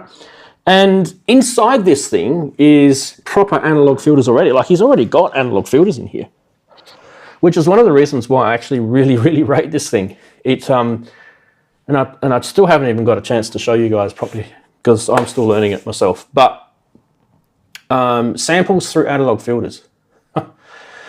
It's just a really, really good match. How many are there? 8. It's 8 tracks. Eight channels. Yeah.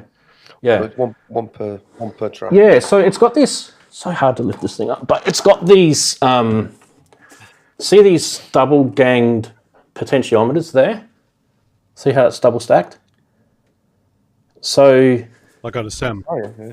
Like there. Right. There's a top and a bottom. So you can adjust the cutoff and the frequency at the same time. I am literally going to do myself an injury lifting that thing. Whew, they are built like a proverbial tank. Seriously. Anyway, so that is really, really good news. Now, I was reading on Synth Anatomy about this as well. Where I was something about the analog. 1 output per channel.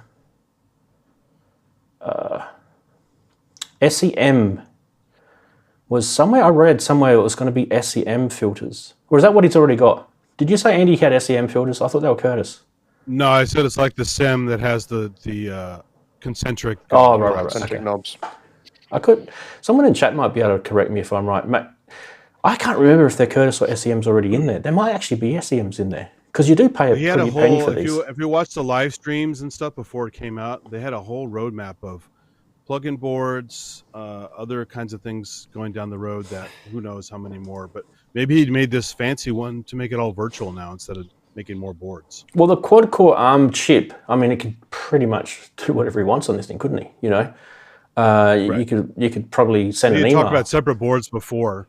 They probably decided, hey, with the chip problem, I'm going to get one board and just make it, programmable. Someone mentioned that it's going to have a HDMI output on the board, so you'll be able to bring up an editor and plug in a keyboard and a mouse, and get like really a Roland sampler. Yeah. Well, it kind of brings it into the MPC world a bit more, right? So I don't know whether that's just someone else talking or whether that's actually what Brad said. But that would be cool. I missed some of his live streams. I don't know the latest. Processor? Yeah. No, I believe, that's what they currently use it for now, right? Like Arduino and... Yeah. But I believe that's actually what they're actually planning on doing, bringing it like a proper... Because the screen on that thing's tiny. It's a little OLED display. It's pretty annoying, actually. So to have like an external screen that you can go in and, do more. See more would be cool. I mean, I'm not really a fan of small screens. Darren and I don't like small screens, do we, Darren? No. He's muted. It's our eyes. No. It's our eyes, yeah. I mean, look at me. This is me during the day. I've got freaking 2 pairs of glasses during the day now. What the freaking hell? And believe it or not, I'll probably have a 3rd pair very soon because I need the magnifying ones. I'm getting old, people. Can't help it. So yeah, that was the news for this week. There was some other news, but I just thought, the other shows cover it. Cherry Audio, that sort of stuff. The other Moog 60% price. I don't want to get into it. Like these things, these things happen. Mod devices going bankrupt. Where do we go next? Speaking of Cherry Audio, that Synthex plugin they made has a really good percussion sounds in it. Yeah, but haven't we already got a Synthex plugin? Didn't Xils make one? Not for that cheap. Oh, but I mean, I've had the Xils one at least. Yeah, I was going to get that one 10 years. But yeah, and whatever I paid for it 10 years ago has definitely paid for itself by now. Yeah, I don't know. Do we need another? I don't know. It's getting silly. I'm kind of I read this meme the other day, and I probably should have put it on the show, where it was probably a little bit more serious than funny, where people were talking about you're throwing money, like modular synths, you're throwing money in, you can buy modules and you could end up spending $1 million. You probably could. And it's the same with software. You could probably spend $1 million on software as well, on VSTs, there's so many of them out there. Where do you stop? Yeah, I think you're going to spend more on your module though. Oh, absolutely, yeah. Well, if you're an Adobe customer, you already spent $1 million on your software. So. Adobe's probably secretly taken $1 million out of our bank without us knowing. Oh, dear. Hi, Adobe, if you're watching. As long as it's not a subscription, though, I suppose. I mean, I love Adobe, but they're expensive. Even. My dog just barked then. Yeah. I don't know what she's barking Not a at. subscription. That's what I mentioned. No, she's probably agreeing with me. I think she was actually dreaming. Because she snores, right? She sits here, she's snoring away, and then the next thing you know, she's barked just in the middle of a dream. She probably had one of those dreams, doggy dreams. All right, where are we at? We've done news. We've done. That's what we're going to do now. We're going to go back over to here. Bloody eyes. Your eyes? What's wrong with your eyes? Oh, let's keep watering. Is this? The hay fever. Well, I'll give you a break. Here we go. Let's do this. Andy, we're going to talk about these two that you found first, right? Okay, yeah. Because you've only just found these. So we're talking about mutable instruments before. You've only literally just found these, and you've discovered that whilst you're looking for mutable instrument modules, they are literally taking the P155, aren't they? To be charging £1,000. Yeah. Sheesh. It's a bit silly, isn't it? What else? The other one was the... excuse me. Can't remember. This one. There you go, that one. Yeah, because I've got one. Darren mentioned it. Yes. Now this one is There you go, used. Darren. Right, that's Used. Yeah, that's a used one. Now people just... I've got the box and everything. Just remember, mutable instrument modules are available through the third-party versions. They're not Ranzee. You can only get them as mutable instruments. That's it. Don't make the price go down. So it's not like you're missing out on anything. But if you must be like Darren, yeah, and you must have the Lamborghini parked out front, and do you know what I mean? Have all the good mod cons and. It wasn't a Lamborghini when I bought it. It's now become a Lamborghini. So don't you diss. And look, You can't get them anywhere. No, look, Darren, I get it, mate. If you've got it, flaunt it. I mean, we're not the ones putting YouTube videos up flaunting all your wares, So I just wish I could get the other one. Anyway, I should have got Blaze though when I had the chance. Yeah, so it might be a good idea to grab some mutable modules now. I don't think they're all that expensive too, Brooks. I think if you jumped onto Facebook groups that sell sort of modular grid or somewhere like that, you could probably find some. There's guys in Australia that sell them pretty cheap. A lot cheap. Anyway, I thought I'd show you guys a couple of interesting auctions on Reverb or sales or auction. What do you call Reverb? What do you call that's not it. That's it. Sorry. This one. Anyone thinking about getting a Moog 1? 8 voice. This is, by the way, this is not scammy stuff. This is normal stuff, right? We've stopped the scammy stuff now. This is just normal. This is interesting, okay? So what are we talking about here? £4,000? Probably actually less, probably more than that now because the Australian dollar's gone up in value. Probably £5,000. Is that good for a Moog 1? I don't know. How much are they new? It's about what it's about right, isn't it? But that's a used one. But this is used, yeah. I think it's about £6,000, isn't it, for the 8 voice, and then it goes up to about 8,000 for the 16 voice. Yeah, and a lot of lost hair for tuning. No, just kidding. What's that? Moog 1. The next one I thought was interesting because I don't often see boutiques selling more than what they originally were brand new used. So here's one. What Wow. I'm getting lots of money here by the look of it. Darren and I both got one of these. I'm That's looking at Aussie mine. dollars, Darren. Yeah, this Aussie so hard, but looking at mine, I'm thinking that's not bad considering mine's been sitting in a cupboard, not getting used. I'm thinking $500 Aussie is pretty good in my pocket. Well, the cool thing about that one is you have the delay and the Someone said distortion stuff and is getting, batteries. expensive. And it's also plugs into the back of your MX1 too, which you can't buy anymore. Oh, Darren, we've got Don't tell MX1s as that guy well, last Darren. night. We've got MX1s Well, he as was well. having such a problem with it though. Yeah, and He the was having such a discontinued. problem with that. Great. What are you showing there, Henry? I'm gonna be so rich by the end of this. What are you showing there? Yeah, beads. That's currently Torman, yeah? That's about right. Yeah. So get the beads. Beads it up, people. Hang on, I have to share it again. it's a- Hang on. If it's available, Yeah, that's right now. Okay. all right, so they've still got the beads. I mean, if That's you already probably have 'cause it's the last class, thing it's that only they added made, a couple isn't it? more things. There you go. All right, let's go back to my little auctions. Reverb. Back on Reverb. What? Sequential Prophet 2002 with tons of floppy disks. 1,208 Aussie dollars. Yeah. That's what's that? £600? £650. That's actually pretty cheap. Yeah, pain in the arse to use though. But it is a Prophet That's 2002. not tons. That's a very small stack Yeah. of floppies right there. It is. Yeah, Andy, we used to have dozen of we used to have those Still drawers. Do you remember those, Andy? Those drawers of floppies that you I used to have the pull out. stackable, cases Yeah, you pull them out, with the flip top. and they go out like an IKEA drawer. You know, like really far, longer than your arm. But yeah, look at that beautiful industrial design there. Just in case you didn't know, there's 8 outputs on this. Interesting. Okay. No comments on that one. Who actually has heard a Prophet 2002? Oh, Prophet 2000,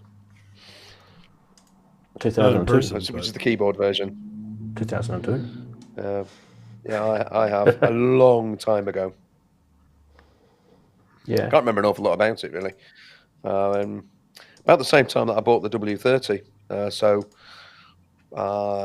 I just decided that the W30 was the better choice, which it was, the screen and everything. Gentlemen, salivate time is now.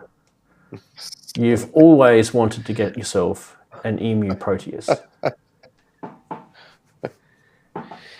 That's the keyboard he scored the game missed with. Look at that. Hey, doesn't that bring you back memories, hey, of the late 80s and early 90s? Oh, look at that. Is there a Depeche Mode button? Not something I ever wanted. Oh, they're great. It's basically I mean, the other things that they did in the range.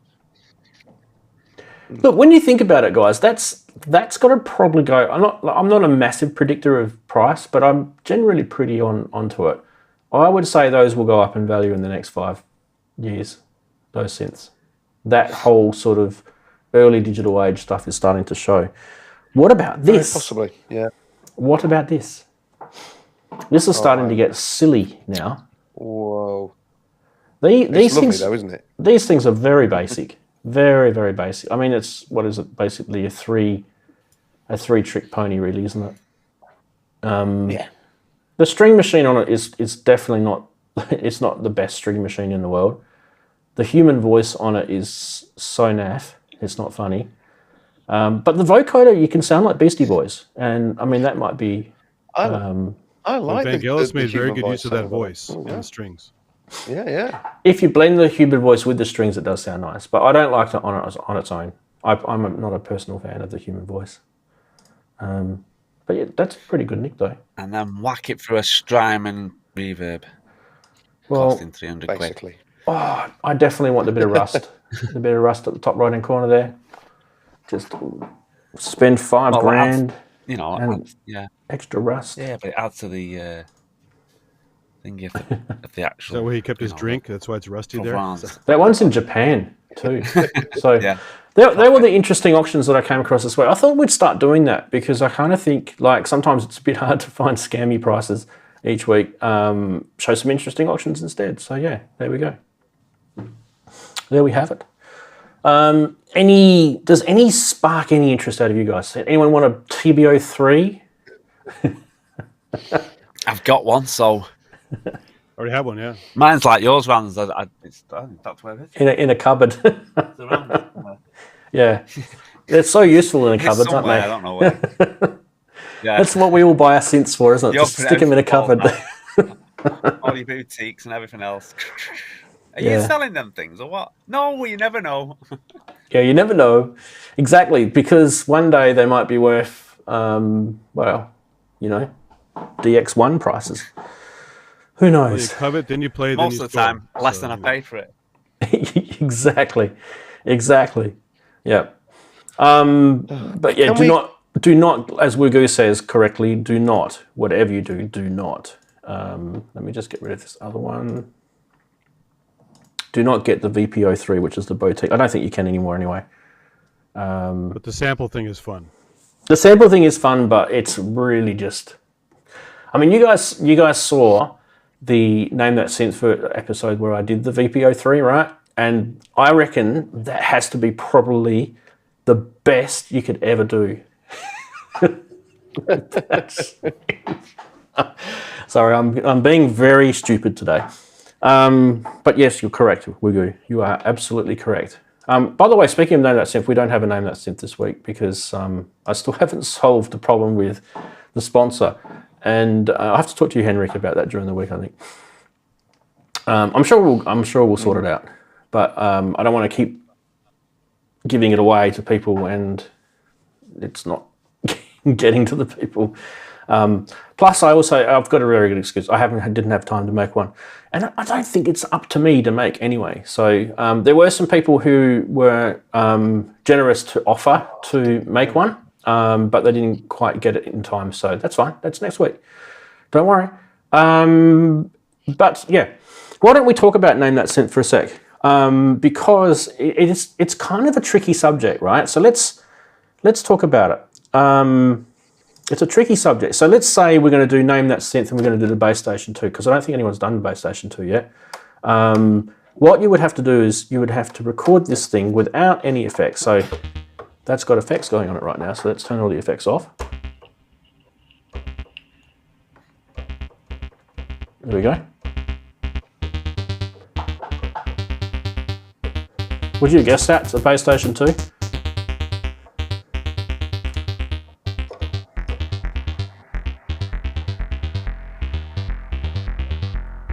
Did you load the AFX mode on it?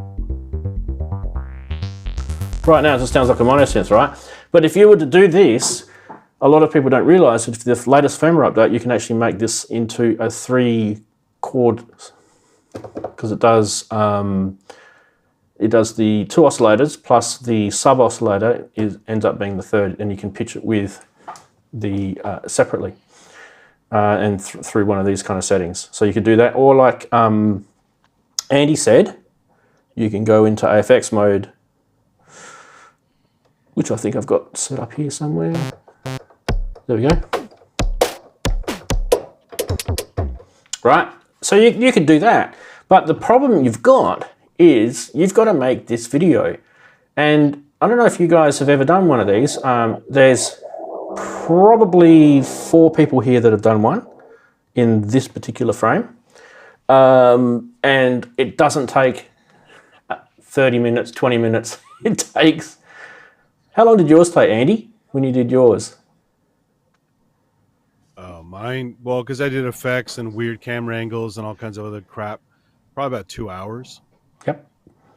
But I won't do that again. I'm going to do a very simple one next time. Yeah. Darren, your first one that you did was... We always say that. Your first one was incredible. That would have taken you a while. Your second one was good too, but your first one was incredible. No, I've done Was the MB33 the first one? The MB33 was the first one. The MB33 is the first one, yeah. Yeah, that was incredible. And the second one was the Erebus. Yeah. Well, maybe it was the that took Erebus. the Erebus was inside of it. But how long does it take? You're looking at over an hour for the video as well.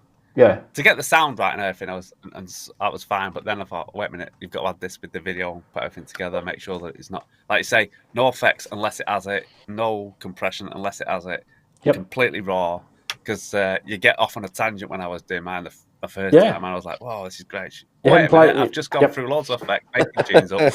That's why I think on the first one I put the tune which was at the end of it on the MB, because that was what I was actually making, and then realised I had to get rid of it because I wasn't supposed to be showing that. Exactly. Oh yeah, so a good hour to two. So that's what happens. You sit. This is actually the reason why we brought this segment in, is because it actually brings you to a synth and it makes you get to know it again if you haven't touched it for a while. And then all of a sudden now like Darren said, you find yourself jamming with this thing for a few hours and, oh, hang on a minute, I'm supposed to be doing a Make That Synth episode. But the benefit is that you've got to know that synth again, and you kind of feel kind of proud, especially if you show that video and you trick everyone and they don't guess it. That even sort of gives you even more proudness, or pride. Well, that's the thing. If you spend 2 hours and you include one frame that was too obvious and you spoil it, then it was a waste of 2 hours, right? Yeah. Yeah, I know. You pull back on the camera, and it actually gives the actual Roland or whatever you're using, and just go, great, that's done it. The only problem I've got is I'd have to buy something so that no one knows what I've got, because you can virtually see everything I've got in the studio. Yeah, well, we've fixed that now, because we aren't telling anyone who the video is made by until afterwards. Yeah, but you see, if I do a video, people might go, I recognise the way they do those videos. That's such and such. The same graphics or whatever. Well, plus I did color shifting on my OB12, and the only one who got it was Adamski, because I just talked to him about the OB12. So no one else would have guessed that, because I made different color changes to it and stuff. Yeah. Well, I did the color changes to the System 2500. Sorry, not the Behringer 2500. A really cheaty one. Well, not a cheaty one, but we was all unhappy about it, Rand. I can't remember which one was it. The 2500, the modules. You guys didn't like that. Was it that one? I can't remember. I don't know why you didn't like that. I mean, it wasn't cheating. How's it cheating? Tell me how it's cheating. It's a synthesizer. Same case, right? Is it not a synthesizer? Come on. And they were so cheesy, the sounds that came out of that thing. They were so naff and boring and like watching wallpaper fade type sounds that I think, I probably lost about 4,000 subscribers on that 30 seconds of video. As the camera pulled out and revealed what it was, and I went, that's not a synthesizer. Yeah. And you went, yeah, it is. It's all together. That's a car tyre. Yeah. You can't use a car tyre. No, it was a synth. What's wrong? Yeah. The colour shifting's a good little tip. Right. So you can see that, and it says, what does it say on there? Can you read it? I can't read anything right now. By the way, I've got my glasses on. Roland, yep. Okay. It says Roland. So what is it then? Name that thing. It's a black thing with Roland on it. Put that way up. It says, it's a pedal. It says Roland. It's a pedal. Do you know what? This is great, this thing. I bought it this week, and it's been absolutely fantastic, right? It's a little light with a clip, which I can clip into the, I like that. spare that's cool. 2U gap. It just clips into the 2U gap, and it's battery powered, and you switch it on, and it's great. It's absolutely stunning. It's quite bright. Perfect thing for when you're doing it. Oh yeah, it's really good. Yeah, it's great. Look at that. Whoa, let there be light. Andy's greatest purchase, a light. Andy, where did you get it from? Andertons. Advert for Andertons. 18 quid, I think, or 15 quid. Oh, yeah, geez, absolutely brilliant. Cheap. That is not cheap at all. What the hell? I think it's about the best 18 quid I've spent in ages. It's brilliant. Wow. What batteries does it take? You've never heard of AliExpress, then, have you? Like $8 or something like that. No, I don't care. Yeah, but maybe some people say, "Oh, well, I just thought this was great." I'm with Andy. Come on, what batteries does it say? AAA's. Did you say? The Didn't catch little it. little This diddy is, ones. Triple A's. Double A. It came. Yeah, It came with. triple It came with the batteries. Three Whatever settings. they are. Little Jeez, I'm getting a pushes. sore finger pressing the cameras every 2 seconds here. Oh, you'll get I could repetitive do with a strain couple of injury. them, won't you? actually. 'Cause, I think no, I paid no, €5 you've got different ones. euros for this one, and it just Is it clicks magnetic? Oh, so now you're Magnetic. telling me I've been ripped Yeah. off? I thought I'd done really well. I thought it was great. Well, I've got it now, so it's too late. yeah, but yours has got a nice gooseneck on and it. 5 Oh, hang on a minute. euros for Oh, this we've got to one. do this. Don't waft, We've got to. don't waft the bleeding phone, because you can't waft a phone around, can you? Did you get or a headlamp?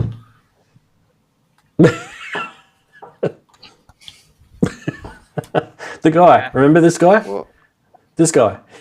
Right? Oh yeah. That said, I have got some orbital glasses with lights on. This guy. Hello. You've got one on your phone. You can't do that in the middle of. You can't do that in the middle of a gig run. no. The point is, No, this no, clips no. to my case that's- and it You have to swipe illuminates it and turn it all the on. modules, and I can see what I'm doing in a darkened room. And oh, shut up now! I'm pissed off. I'm with you, Andy. I'm with you, Andy. Good, I'm glad you are, Darren. The less I'll give you a faffing virtual about, Do what that Anacron guy does. Flip it Use a on. headlamp. Chris Head's comment for the win here. What's that? Yeah, but I have actually got some glasses. Phone for lights. Yeah, exactly. Like I'm trying to be orbital. And then you have to. Yeah, that's the problem, isn't it? I mean, similar things. I've thought, well, as soon as you put one of those on, those jeweler's glasses, they go, oh, it's just orbital. It Yeah. just wants to be orbital. So you can't Yeah. do that. You've got to do And that's something the reason I else. won't wear Or if you get one of those, one of the ones, That's just been. sort of cavers lamps Yeah. that they Headlamp. fit to a helmet. You strap it to your head. Then That you is- turn yourself That into That the is orbital guy. basically So me. that's fun. That is literally me right now with Eurorack. It's like this. It's like, hey, where is that NFO knob But if you gone had a now, nice- chappies? If you had a nice light on it, and it lights everything up, and you can read it all nice and clearly, and it. Yeah. Yeah. No, I do agree. Put a giant Fresnel lens in front of your We're going to module. have spotlights in this. I do agree with you, spotlights in the Brooksy. studio on huge I big think a good light glasses. is a good light. I mean, I've got this thing. Focus. Yeah, the puck lights. Those are great. Oh, is that the one that you'll tap it? Yeah. That's IKEA, right? Oh, And then you just go. Yes. I've got them. Let me does it let do? me But let I me don't show you need again. colour hands. I just need one light. Ready? Like Andy, clipped on. Over I'll put your myself in the corner, or whatever. holding it. Turn it off. Turn it on. Got space there on your nifty case hands. Got Like a little a 2 HP will fit you in need there. you need a 2 HP module slot in there. That's 1 HP. What are you saying, 2 HP? Can you not Oh, is see it there's 1 HP? one? Yeah. There's one. What is wrong with you people? No. These are good. These things are really good. Magnifying glass. Yes, Henrik. That's me. That is me. Look. I am not word of a lie. Henrik, look how close it is to my hands. Yeah, There it is yeah. there. Yeah, I'm gonna duck. I need two of them Stop strapped using together on my modular. face. I only use Duck on that Picture in picture. when you've got to read the friggin' fine print on the back of stuff, right? Like if you want to read the voltage on And if I've something. got Yeah. them sat on a, Or how long are you I've got supposed to them cook sat with something my bath for? on the park bench. Oh yeah, recipes on things. They're tiny now, aren't they? Yeah. What's the deal with that? I can't. No. I have even taken a Old photograph, foddy show. and then I've even taken a photograph on my phone and then enlarged it on my phone so I could read. What Oh, it's 12 minutes, not 22 minutes. There's a good thing. I could have incinerated it. Now we're talking light. If anyone has these and they are also smoking e-cigarettes, then if it gets old, the battery adapter inside, which holds 3 AAA cells, it vaporizes. You can use one of those batteries for e-cigarettes and plug it in instead, and it's perfect. It works. That's a little hint. Well, that's me out. I don't do e-cigarettes. But anyway. No, you best No, not. Don't but do if it. you have some 16 650 cells, I think. Yeah, the rechargeables, the Samsungs. Yep. Yeah. Yep. You'd have a You lot can of use joss them sticks in the car instead and of- pot smoke, but then I'd use a laser. A glow in the night Yeah, you light. can use it. Well, I there have was a laser in this one too. there was that stupid thing. Do you remember, Brooksy? There was that stupid thing where the guy was selling those knobs for your modules that glowed in the dark. We were losing over it. Remember that? It was a couple of years back, wasn't it? Makes a lot of sense now. Yes. Yeah, Glowworms. exactly. I Glowworms. bought a torch. Right? It doesn't work anymore because the batteries have gone. And do you know what? I cannot work out for the love of me how to get into the battery unit. Really? I've had so many goes. Yeah, honestly, I can't. I go, all right, unscrew that, and you unscrew it, you unscrew it, you unscrew it, you unscrew it. Probably it comes off. disposable. And then it may well be just to dispose of that. And then it's got a thing that, no. So then I think, well, how do I unscrew that bit? Well, that doesn't unscrew. Unscrew the Well, it must be a the bit on other the end. top. Yeah, no, but it doesn't, Henry. I can't. It won't You do can, it. you can. Okay. See how old we're getting. I can't put batteries in my torch. You can. No, no. It's not a rechargeable one by sticking it in the USB or something, is it? Doesn't have a USB sticking on the thingy bit. No. Oh, It's a seal for life. it's like a blood. It's just bloody dead. It's dead. One dead torch. I need weekly. Yeah, thanks, Chris. Ed. Yeah. Look, like Mike, like Arnold Schwarzenegger movie. Yeah. The wife was taking the dog just then. Sorry, guys. Right. Yes, I think we've kind of run towards the end of the show. Does anyone want to add any more to the percussive synth discussion before we finish? Because I think we've got to leave a little bit of space for Henrik because he wants to talk about something important. And it's Yeah, not it's one of an the album. best little drums ever. You see one of these little crappy things from Sony? Oh. Has I a do remember dog you showing bark that in it before. and hand clap and Yeah. they're really awful. I just had to get it. Yeah. And then of course if you're gonna do real serious electronic drums, you gotta have one of these guys. Oh, I do remember that. Yeah. I think everyone's With the played one of external those. pads too, so you have all the pads. You go to your favorite department store in the 80s and 90s, and everyone's had a little play on one of those, I reckon. Yeah. Yep. Now, Henrik, No velocity, but we need to get to you because what we didn't talk about the other week was when we were looking at your album, we didn't talk about some of the tips that you were going to talk about with mastering. Do you remember? No, yeah, I remember. It was because I can't remember who it was, but someone asked in Discord about the mastering tools we use, and Darren and I was being asked about it.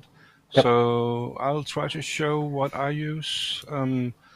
First of all, I use. Oh, wait a second. Entire screen, yeah. Share.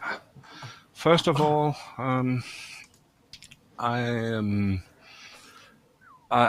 in my DAW, I've finished a song with where is the Explorer there? In my DAW, I finished a song with a soft mastering with Ozone, and after that, I go to called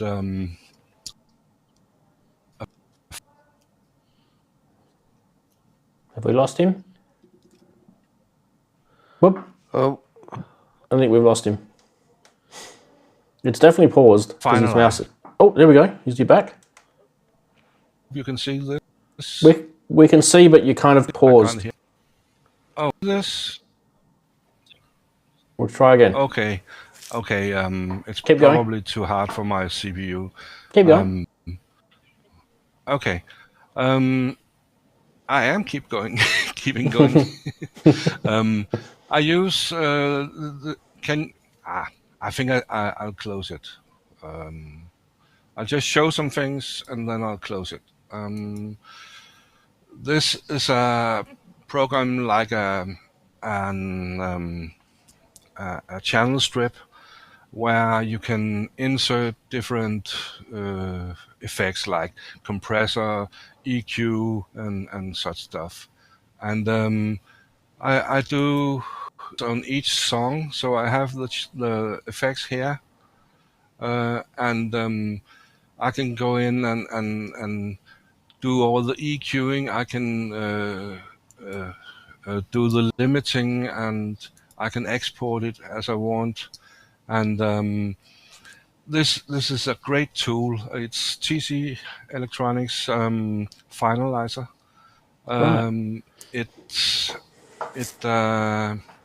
It really does things well.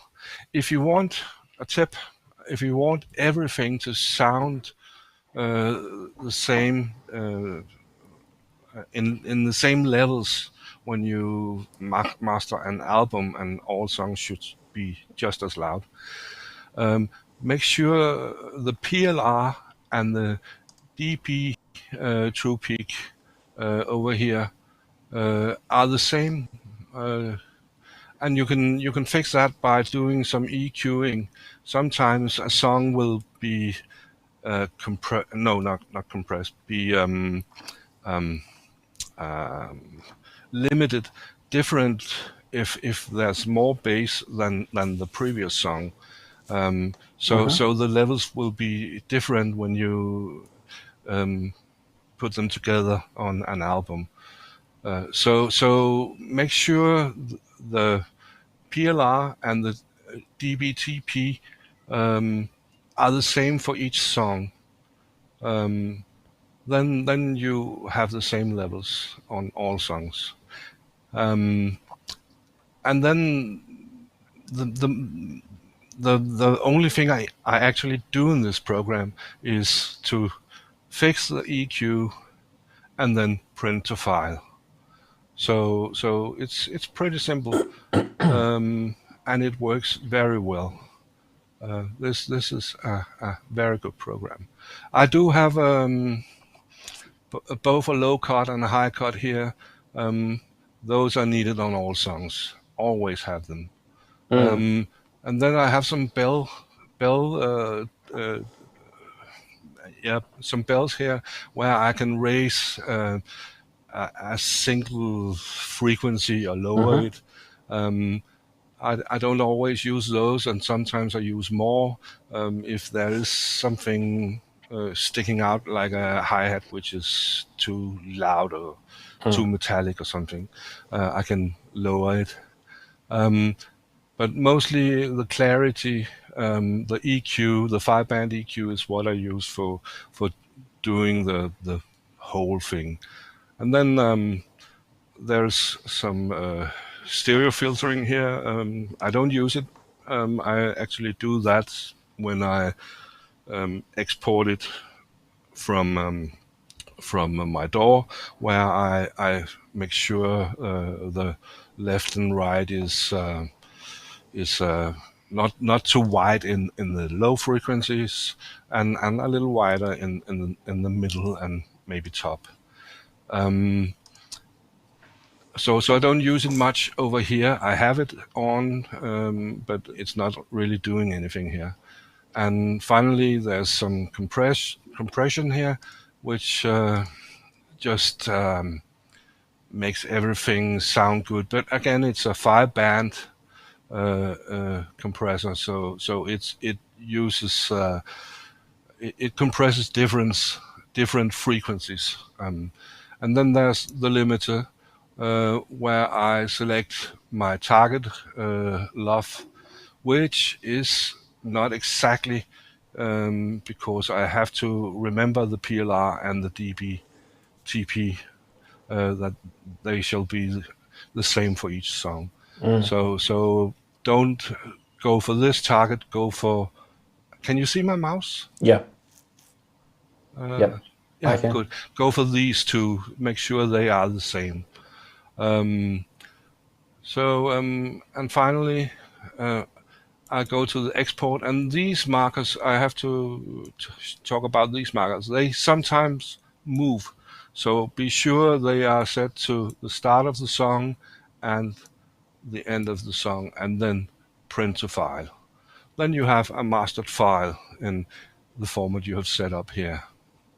I So- always do 24-bit and 48 kilohertz. Couple of things. So a couple of questions coming through, and Yeah. I'm going to sort of grab these each as they come. So the first one would be from QRDNK. One important question: do you guys use mastering tools at all? Because I don't. Mostly, I mix my stuff from scratch. Maybe that's why. And he goes on to say my music doesn't sound so good or whatever. And then Wagoo goes, I piss about with isotope stuff until it sounds good usually. So Wagoo, I use isotope as well, which I've shown before on the show. Henrik's using TC Electronics Finalizer, which is about $199 US, I think, from Behringer's TC Electronics. What do they call it now these days? Music I group think so, or something. Yeah. So the question is, I think more about do you guys use mastering stuff? So obviously Henrik's using Finalizer. Do Henrik use anything else, or is it just pretty much it? As I said, I use Ozone too, and also on each channel in the DAW I use Neutron, both from Isotope. But I don't overdo or finalize it with Ozone in the DAW because I may need to master everything differently later. So when I do the album, when I have collected the songs I want on an album, I do the mastering. And instead of opening the DAW and not being sure about how the other song sounds, I do it all in Finalizer, which is fast to work with, and I can A/B, so I can compare with other tracks. I don't use the A/B much because when I collect the songs for an album, I collect songs in the same genre already. So if I just go for the same PLR, same True Peak, I will hit the right thing. But I can also make a very bad mix or master if I only go for these. It has to sound right when I do the EQing, because you can EQ and find these points very easy. What are we actually looking at here with this You graph? have to listen on good speakers. Is that basically your left is your low frequency, your right is your high frequency? What is that your dynamics? Is that what we're seeing here? Yeah. So why is it different colors? Yeah. Are they different tracks, or is that why is that all kind of you've got It's different the same lines track, there? but it's at different points in time. Right. So it's how it looks during the sequence. If I make a shorter part, it will only analyze that part and show it up here. Yeah. It'll take some time to update. My machine is very slow. So it's like your minimum. That's how it works. It's like your minimum dynamics to your maximum dynamics. Is that really kind of what it's showing? Yeah. Across the spectrum. Let's see. Yeah. Let's see. So how is that? How do you find that useful? My machine is very slow. That's okay. How do you find that's useful for you? Like what would you use that visual for? Does that help you at all? It does. It tells me if something sticks out, if I have to lower something. For example, I have used some phones some headphones a few years ago, which hit the frequencies in this area. So I have to take these, lower these frequencies, because I didn't hear it was wrong. I didn't hear it was giving a sound right there.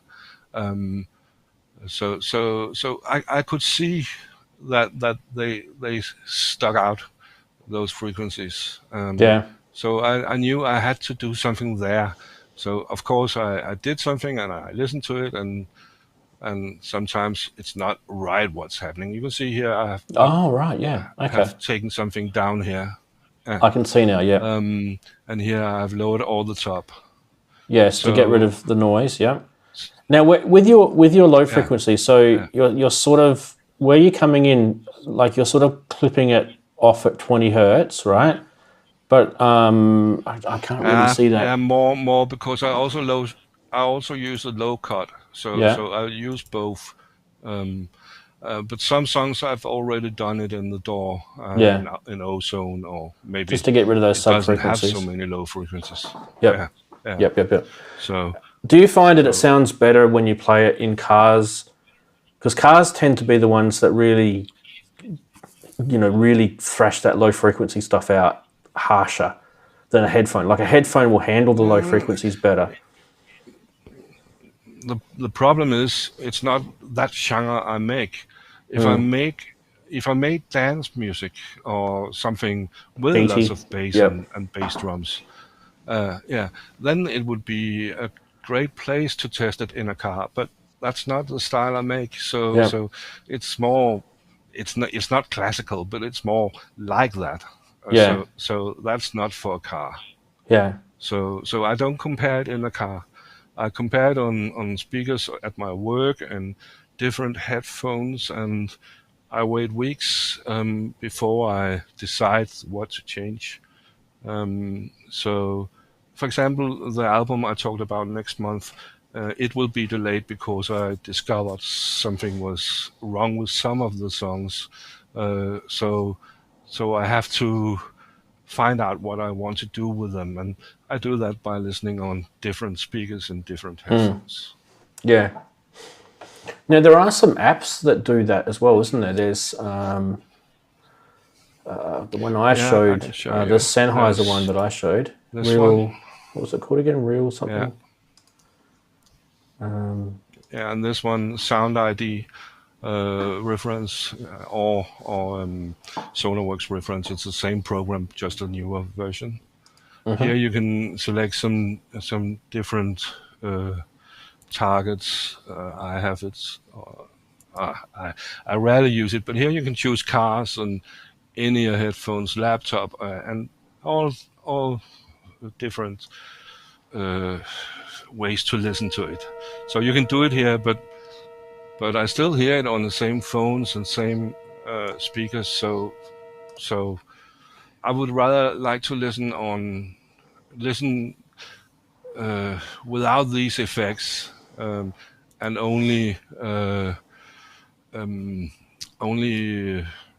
I know how my phones and headphones and speakers sound. So I will only listen to them. I know what I get if I do something wrong and so on. So I use this to correct the speakers. Yep. Yeah. I was going to say, when you play with these things and you select the different algorithms, like the different types of headphones or the different types of speakers, car, whatever, you will notice that it basically just changes the EQ of the master, and you're just hearing a different EQ output. Now that one is very kind of technical looking. Can I just, while you've got that there, just stay there. I just want to show you the other one that I've got, which is called. I can't see yours while I show this. Yeah, that's fine. You can just stay there. Don't go off. This is just for the other people. So this one is called VR Mix, and it's like a project between VR and Sennheiser, and basically you set up your mixing setup here. You can choose different ambience, different focus, and then you can also choose headphone compensation and actually change the model of your headphones. And they've got from Sennheiser to AKGs to Audio-Technica, Biodynamics. There's even Shure headphones in here, Fostex. Not every headphone's in here. That's the only drawback, but I believe they're updating. You guys probably won't be able to see that because it's actually a very small print. And then you can set your speakers up to stereo wide, mono. So for example, mono is important if you're doing it for clubs because you want to hear what it sounds like in a mono sense. And then you've got these different mixes. So you can see here, you can do club, car, home theater, kitchen. and living room and a stadium. So obviously this will add reverb and ambience and reflection to your sound. And I find something like, this is not the best, but I find something like this actually very, very, very helpful. And you just chuck this on your master bus, just turn it off when you're finished. But this will tell you whether your mix is actually going to sort of survive in a few common places without having to jump in your car or grab your phone. Do you know what I mean? Like you can just still sit at your computer and do this. And I find it pretty accurate. I'll go back to you now, Henry. Yep. Yeah. It's I understand what you're saying, but for my genre, it's my my target audience is people who listen to it on either good headphones or a good hi-fi equipment. So those tests with cars and so on, I don't need them. But for the genre Darren usually makes, he may need them. So because he's got more of a beat. Yeah. So perhaps we should hear what Darren is using. Yeah. Then I stop sharing here. Yeah, I'll pop over to Darren. No problems. Darren, are you able to answer that question? Well, first of all, I need to know whether my my masters and my music are okay first, because it'd been no good me saying what I use, and then you went, yeah, but that's great, but it sounds rubbish. I think I could speak for everyone here. I think we think that yours is sounding great. Right. Well, first of all, Ranzee, the music you've listened to, honestly, how does the master sound to you?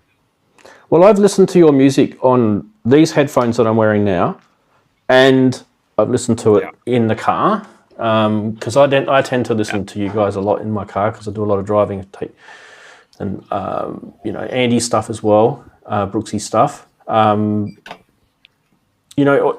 kind of feel that there's never really been anything that annoyed me about your mix, specifically for you, Darren. I mean, Brooksy's stuff annoys me all the time. No, just kidding. But it annoys me. I'll come to Andy in a minute. No, I'm just kidding. I'm only kidding. Brooksy's stuff is awesome. No, but if it annoyed me, it would probably be something like a high frequency, you'd hear a buzz, or a low frequency, it would just bottom out your subs or your woofers, depending on what sort of car stereo you've got. And my car stereo is kind of very similar to the Yamaha studio monitors, the natural sounding ones. You probably, I think they're called HS8s or HS12s or whatever. They're kind of very common. They're very natural sounding in terms of they're not too low end and they're not too boomy, not too clubby sounding. I find that if you mix through a monitor like a studio monitor, once you've mixed through your headphones, then mix through a studio monitor, a fairly natural sounding one tends to be sort of more the way to go. But the only problem with doing that is then sometimes you miss out on hearing, like what Henrik was saying, the low frequencies, and that's where you've got to visually see your EQ has been tapered off. But I find, Darren, with yours, you've obviously treated that somehow. So maybe tell us what you've done. There is a reason to this. That's why I'm asking. And Andy, that's Andy below me. Yeah. How do you find it, Andy? Yeah. But is that me or no? This one. The other Andy. Yeah. Well, whoever's listened to it, to be honest. What was the question again? Oh, you mean Brooksy? Sorry, you said below. So I'm just trying to work out where he was pointing. Yeah. Well, I know Brooksy's listened to it. Or them. I've listened to it in here, but my monitor speakers are not that great. They're just a fairly cheap pair of M audios. But I listen to it in the car. My car is only a little car. It only has a little sound system. So again, I'm not going to get a full representation of a bass end, but I always think that your tracks sound fantastic. I love listening to them in the car. I love listening to them in here, and I think whatever you're doing it right, Darren. So Yeah. As long as that's honest opinion, because there's a real reason to this. Because Yeah. There's a real reason to this, because when my speakers blew up, I'll say no names who blew them up. I then just went to mixing. I just went to mixing via headphones, and before that, I was mixing via headphones and speakers. What are your headphones? So there's some Biodynamic Pro X. Yeah, so same as mine. The semi-open back. Yep, same Apple, as mine. So the live album, and I think the album after that, was mixed with headphones and speakers, and then the stuff afterwards, if I've got this right, was mixed via just headphones. So that's why I was asking, you see, because if you'd have gone, well, such and such was so much better, then I would know. Also, the reason is I can't really use speakers now because things in the house, it's not that convenient to put it up loud. I do use these really small, the Presonus 3-inch ones, and I do use them on quiet because it's always best to listen to your mix on quiet as well. You can hear things coming out or not coming out. Yeah, that's a good point. But I say, that's a very good point. Yeah, I always listen, because the louder everything is, it always sounds so good, even on your headphones. So if you listen to it really low, that's what I do a lot of the time. I listen to it really low, as though it's just in the headphones. Helps you pick out things as well, and some annoyances. Especially if your drums are coming through too loud or something. That's when you hear that. Yeah. Well, on Rave Day's album, that's why it was postponed a little bit, because a bit like Henrik had there, I had an issue with that, and it was one of the plugins, which was like a 16th reverb, and I couldn't hear it. But when I thought I'd mastered it and it was all ready to go, and I put it on on my headphones downstairs, just generally listen to it, and it was on quiet, it didn't stop. When I recorded it, the reverb was going through the whole track, and it just wouldn't stop. And I couldn't hear that when I was playing it loud. It didn't stand out because the bass and everything was going over it. When I listened to it really quietly, I could hear it. So I think someone said in the chat as well, less is more.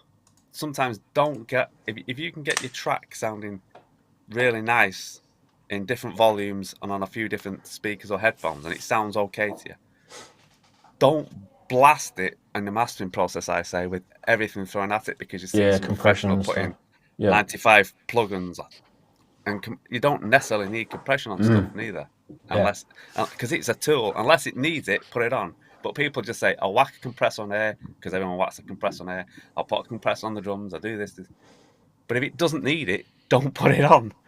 The more you put on, the worse you end up going in a big loop, and then you can end up sort of, your track can sound all right when you first start.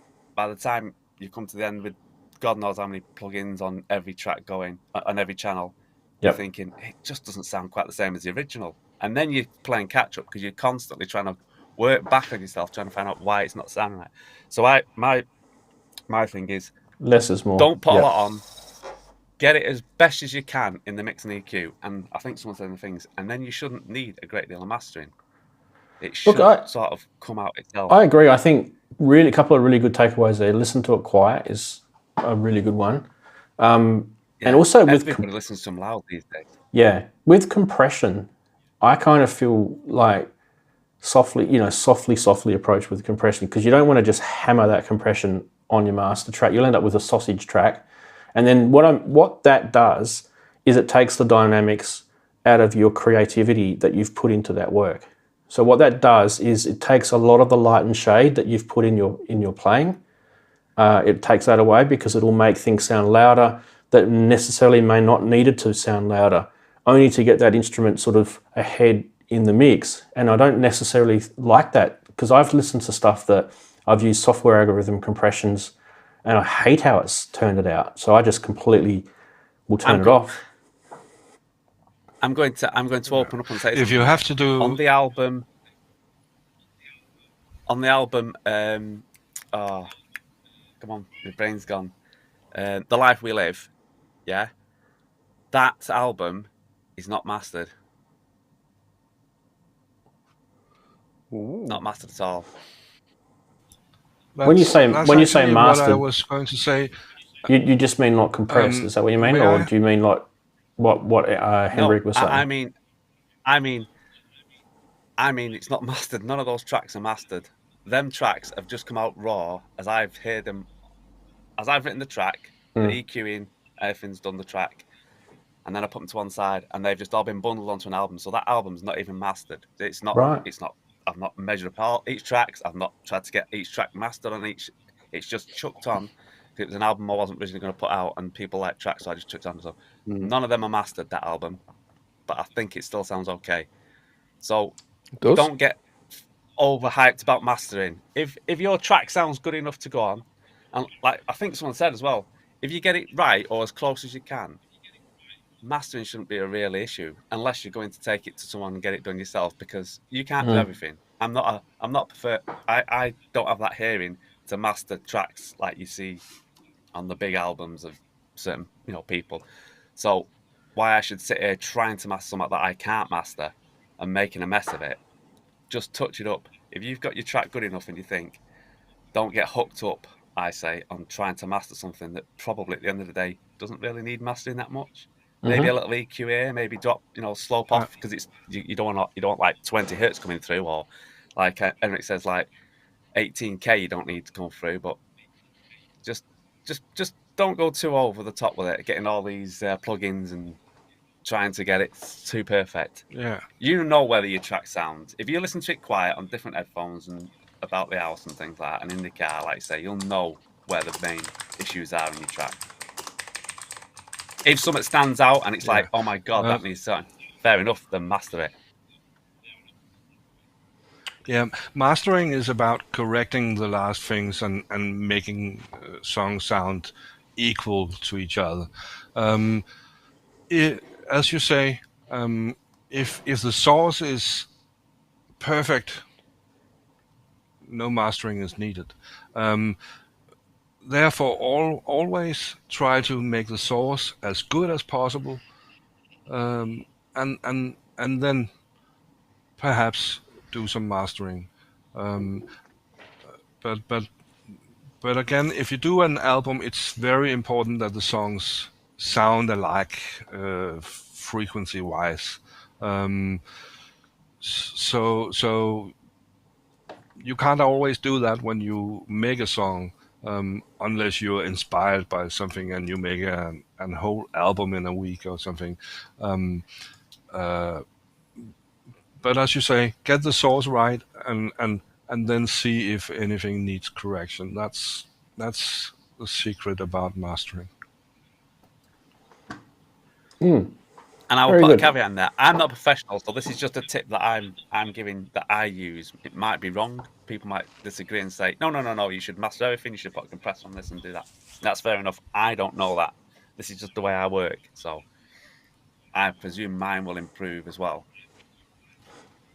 But at the moment, I just don't think you should overdo. You shouldn't just overdo it. If you don't know what you're doing, don't just jump into a program and try, turning into the next professional masterer on, an EMI's record label or whatever. I mean, we've talked. Because I'm not going to be. We've talked about mastering before. I kind of feel. I kind of feel headphone choices is pretty pivotal as well. And if anyone is kind of thinking right now, I've got a pair of headphones on, and I'm just not 100% happy with them, what I would recommend you do is go into a place where they sell a variety of headphones and take with you your music and listen to it on different sets of headphones, and you will be so surprised at how different it sounds. Like you, Rant, get a really pair of crappy headphones. When I say crappy, I mean some that can actually take some bass. Yeah. These were about 29 quid. I don't even know what make they are now because the makes fell off.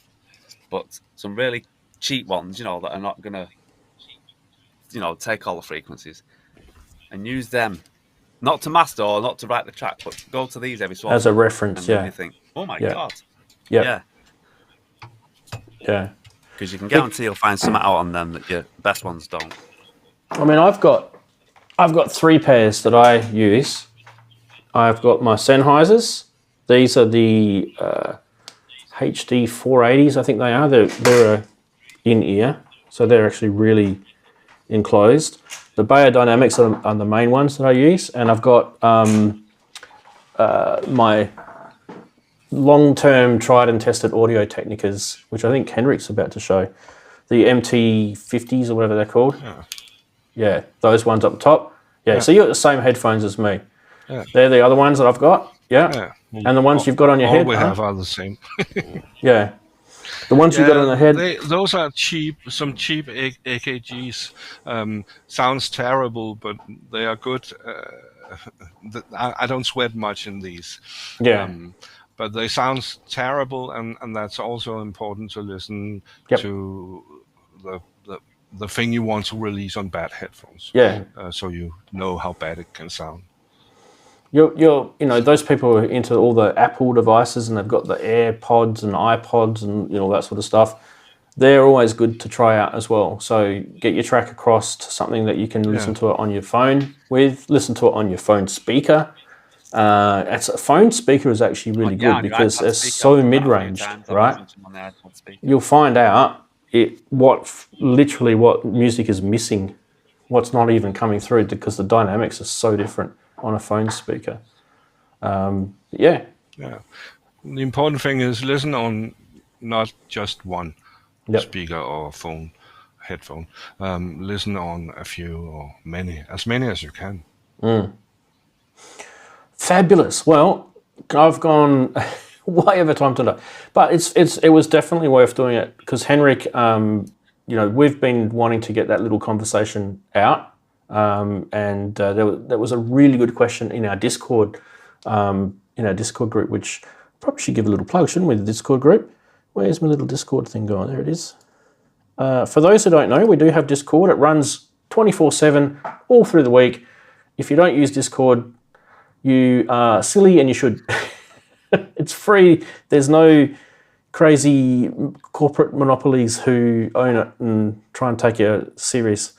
Anyway, Discord, get on there. We have some really good conversations during the week. Other than that, I think we're pretty much done. Thanks, guys. Awesome having you all and the chatties as well. I have a quick comparison if you want to see the HPD 15. I pulled that out of the bag. And this is the bag here. It's basically a snare bag. It has all the pedals, power, mallets for control, sticks, all kinds of stuff. And this is the HPD 15. Yeah, you can see the ribbon controllers down the side. Yeah. E-beam up top, and the standard plate adapter in the back for your stand. And great unit. I mean, the sounds are a little bit dated now. They're basically old V-drum sounds, but it's a good MIDI controller too. So. Do that with it. It's the Roland PCM stuff. That's the comparison to that. So that's the new one, or the newer one. Yeah. And awesome. There's a smaller one. There's a 10, I think. That's even smaller than yours. Yeah, don't get a 10. They're no good. Yeah. Awesome. We are going to wrap it up. Any quick plugs, gentlemen? Hands up if you want a quick plug. Darren, quick plug for you. You can plug me all you want, Hans. You got something coming out? Album. Check Dave's album. Dave Braved album. Okay, there we go. Not yet. No, maybe just destroyed the studio. All right. Brooksy, sorry, that one, Brooks. Where's Brooksy gone? There. Oh, geez, so many buttons. I'm here. Yeah, there he is. Right, Brooks. Just for those who didn't see it, Jamie Geosin streamed the Derby EMOM on Thursday night, like a 3.5 hour marathon thing, which is worth going and having a look. Some interesting acts on that.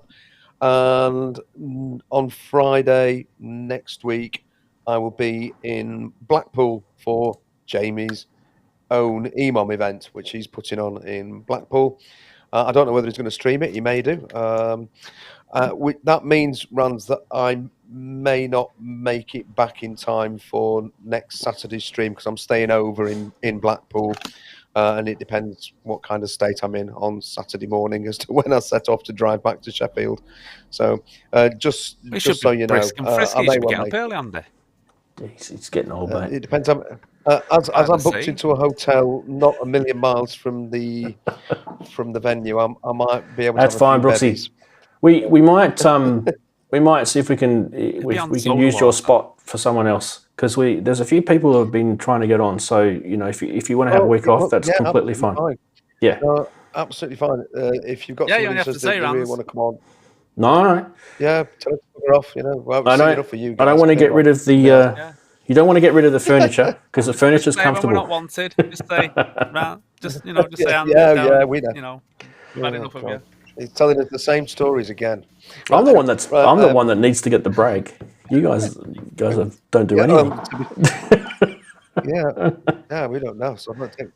Anyway, yeah. So that if that's the case, yeah, by all means, I'll say next Saturday I'll just take it easy. And somebody else can jump in. That's absolutely fine. Yeah. Well, there's a couple of people like Ian has been trying to get on, and every time he tries to get on, I've had a week off or something like that. So he'll probably be first cab off the rank. Try and get Ian on again. Yeah. If he's still around, I'll hit him up. Cool. So yeah, that's if he's available. And there's a few others that have definitely a few others. One of them was actually Lisa as well. So she's actually gone now. But we haven't had her for a while. Darren, who was here before, Dazza, Interlactic Federation guy, he's probably gone to bed now. So there's a couple that have been trying to get on, and we need to get them on as soon as we can. Henrik, you're welcome to come back again next week if your wife lets you. So that spot's yours if you want it. I'll ask her. Fantastic. It was really good this week, everyone. Mr. Joyce, thank you very much for all your little gadgets that you like to show every week. It's thoroughly enjoyable, and your knowledge of vastness is good. I have fun. Yeah, it's awesome. Try not to bore people, but it's fun. So yeah. Okay, hopefully the topic about percussion stuff was interesting. We can keep going with it if you like. I just thought we'd sort of just start it this week just by showing a few ideas. Maybe gets you guys thinking about when you're making tracks this week. Put some percussive elements in it and see how you go. It's fun. Bang on the sync or something. One thing, don't we have a name that's sent this week? We don't. No, we don't have one. Yeah, sorry. Okay. Yeah. We need to tidy up some of the prizes. Yeah. Okay, we are going to finish. Thank you very much. Say goodbye, everyone. Right, yeah. Be nice to your mum. See you all soon, folks. It's actually my mum's birthday today. See you, everyone. Happy birthday, Ranzee's mum. Happy birthday.